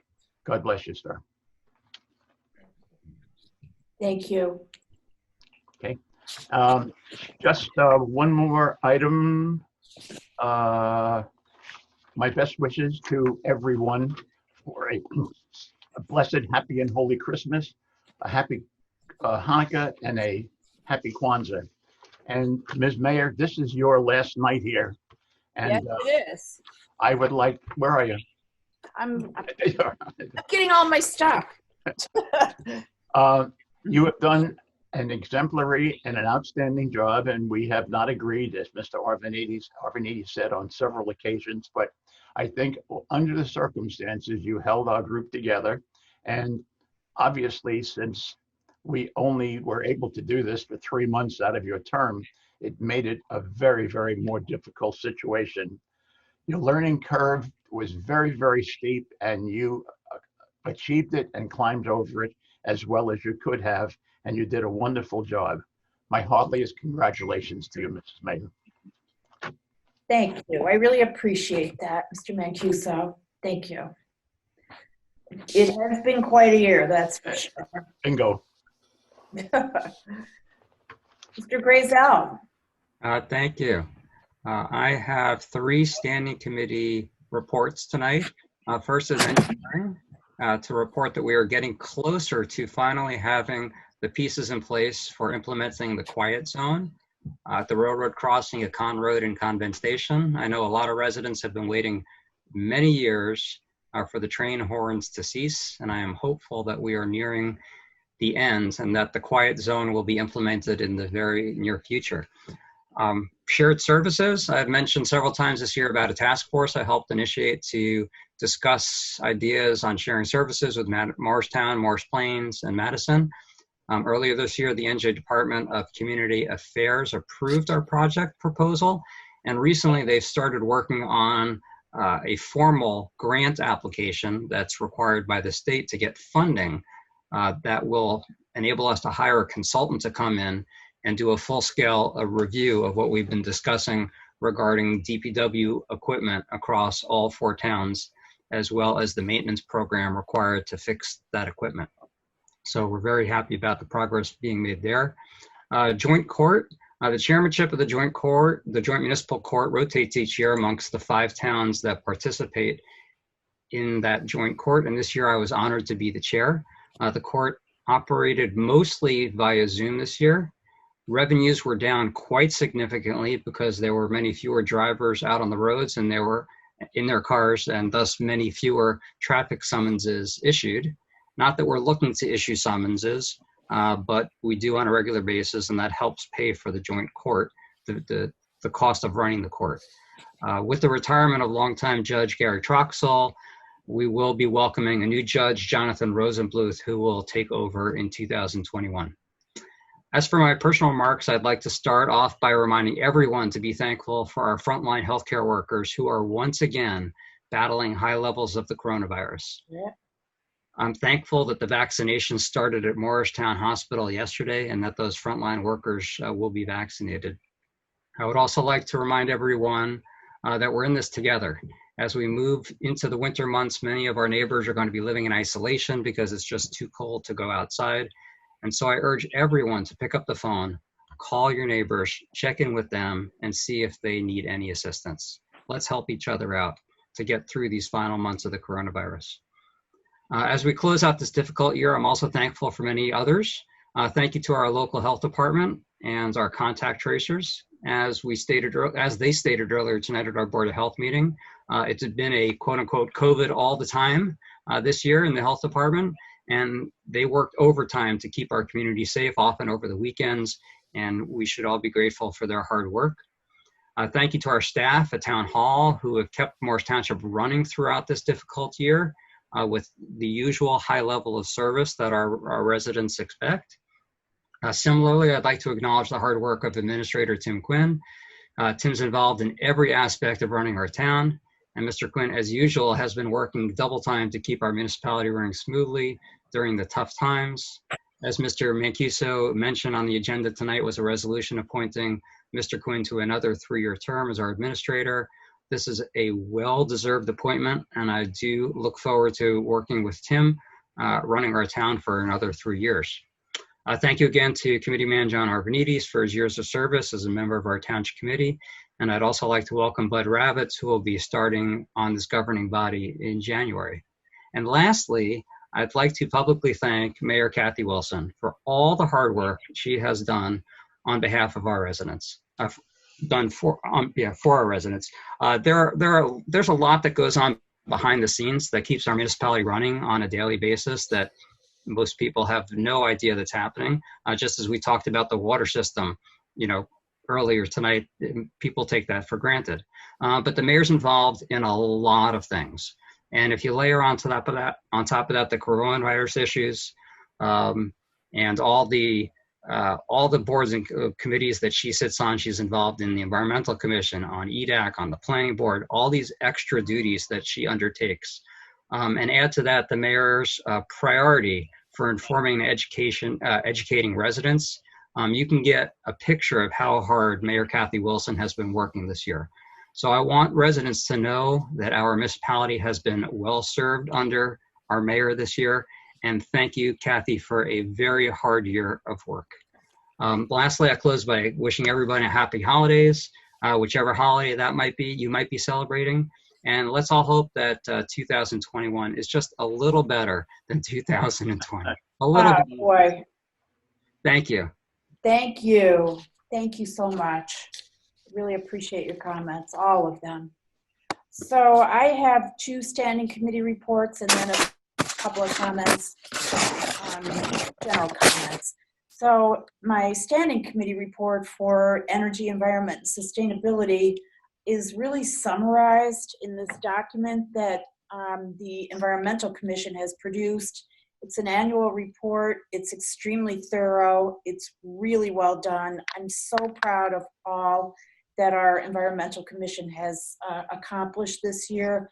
I'm not going to go through all of the information. I'll just say they've worked very hard to expand their outreach and their communication. And I will say, please be sure to sign up for their email. They're looking to build an email list. They have a lot of information to share with the public. So you'll be seeing information about that in various communications. They're working on energy aggregation proposals, a tree ordinance, invasive species activities. We're adding associate members, both adults and kids, starting in January. They passed a bamboo ordinance this past year. That was very much a product of Mr. Jorfe's work, and it's too bad he's not here to receive that thanks and recognition. And then there was also the EV ordinance that we passed tonight, and special thanks there to Mr. Jorfe and Mr. Grazel, who both worked hard to push that along. I also want to compliment and thank Mr. Kenny, Chair. He's worked really hard. He's done many different things. And he and the rest of the Environmental Commission is involved in the regional collaboration. It involves several towns. There's a lot going on now and in the future with that. So our Environmental Commission has really done a fabulous job this year, and I thank all of them. And I do want to mention also, I'm not sure if you are aware, the Winter's Farmers Market is taking place at the Morris Museum, and it's sponsored by Grow It Green. And I've gone the last 2 Sundays. It's on Sunday from 10 to 1. It's outdoors, and it's a COVID-related change because they used to do it indoors at Alexander Hamilton School, but they're not doing it indoors this year. So they are now located in Morris Township, and it's awesome. So I encourage everyone to check it out. Our Transportation Advisory Committee was also very productive this year. We did kind of get offline with COVID for a few meetings, but now we're back. And the TAC has just completed a survey of residents. It focused on walking, hiking, running, biking, skating. They collected feedback from about more than 700 households, which we were very impressed by the number of responses. A huge amount of data was collected. The survey was anonymous, and the members of TAC are working on sorting it out it's actually being tabulated by region of our town, and it'll be used to inform TAC's future plans in these areas coming up in 2021. And I want to say a special thanks to TAC member Randy Edmond, he has a professional background in this. He does survey work for a living. He works with clients, and he did just a fabulous job on this. Special thanks to him. As far as my personal comments, this is my last meeting of the year as mayor in 2020, and so I do have a few words of reflection. It has been I can't tell you what an honor it's been to serve as mayor this year. And just like the sports teams we honored this evening, I've come to see governance as a team sport. Our team is all the members of this body, all of our professionals and employees, and all the members of all the various boards and committees that serve our community. Our goal, working together, is to serve the best interest of all of our residents. And I'm very proud of all that we've accomplished, all of us, by working together. Just a few highlights, a couple quick ones that all of us are proud of. We've maintained Morris Township's long-standing tradition of keeping taxes in check while maintaining high levels of service. We've continued our efforts to make communication with residents as informative and transparent as possible. And we've made many strides on issues regarding the environment, transportation, shared services, and how we work with land use issues. Obviously, COVID has made this year extremely difficult for everybody. The biggest silver lining I see from COVID is, or one of them at least, is holding our meetings on Zoom. I don't think we would have done that otherwise. And I do see a lot of advantages to expanding the reach and making it easier for people to attend our meetings. So that is a benefit. I did want to just highlight, as I looked back on the year, there were a couple of stories that got buried. And one of them, which stands out to me, is that the Seeing Eye dogs were named the state dog of New Jersey. Maybe you've seen this poster showing the Seeing Eye dogs. We had a big celebration scheduled, and it got canceled in March because of COVID. And so I'm not sure that designation of the Seeing Eye dogs as the state dog of New Jersey is well known. So I did want to highlight that before we end the year. And I also wanted to highlight that this year, 2020, was the 100th anniversary of the passage of the 19th Amendment, giving women the right to vote. It's such a milestone event. And in a normal year, non-COVID year, that I would have loved to do more with that, do more activities and events. And so we did do one event in late August, and that event did get some coverage in the League of Municipalities magazine, which I do have here somewhere. But I'm very proud of that coverage, and I wish that in a non-COVID year we could have spent a little more time bringing to light what happened and highlighting the history and that. I'd like to also extend a special thanks to Tim Quinn. All of us really appreciate all that you do and how well you do it. And congratulations on being reappointed for a 3-year term as our township administrator. Thank you. So it's definitely been a challenging year, but a productive year. And I'm really grateful for the opportunity to have served. Everybody on the township committee has different jobs, different contributions, and I'm so grateful for what all of you have done and for the opportunity to work together with you as mayor. In our form of government, the mayor and the deputy mayor are selected by the members of this body, and it is typical for these positions to rotate, which is what we did this year, and it's what we're doing next year as well. So as many of you know, we've already announced that Mr. Brazel and Mr. Jorphy will serve as mayor and deputy mayor in 2021. I'm very happy to support this shift, and I congratulate both of you on your positions for next year. I know you will do a terrific job, and I look forward to all of us continuing to work together to serve our community. And with that, just a few parting words of advice. I like to remind everyone to stay indoors and stay safe during tonight's snowstorm. Please be sure to keep in mind and follow all the COVID guidelines we've become so used to.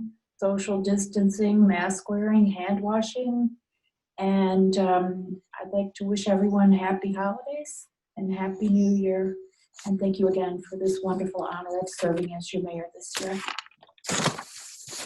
So with that, we have our final public commentary. Mayor, before we start the commentary, could I just make a request? That's, even though Mr. Jorpy is not here tonight, can we ask that his comments that I'm sure he prepared, because he always prepares comments, be incorporated into the record of the meeting? Sure, that's a great idea. Thank you. So we'll remind him to turn them in and have them incorporated as part of the record. Thank you. Our final public comment of 2020. If you have any questions or comments, please raise your hand, your digital hand. And We do have one person, Diane Holland. Diane Holland. Good evening. Diane Holland, 26 Northbridge Place. I want to recognize Mayor Wilson in her year as mayor and commend her for managing some extraordinary challenges in 2020. Thank you for your hard work, outreach, and thoughtful process. You deserve it. Thank you. It's been an honor.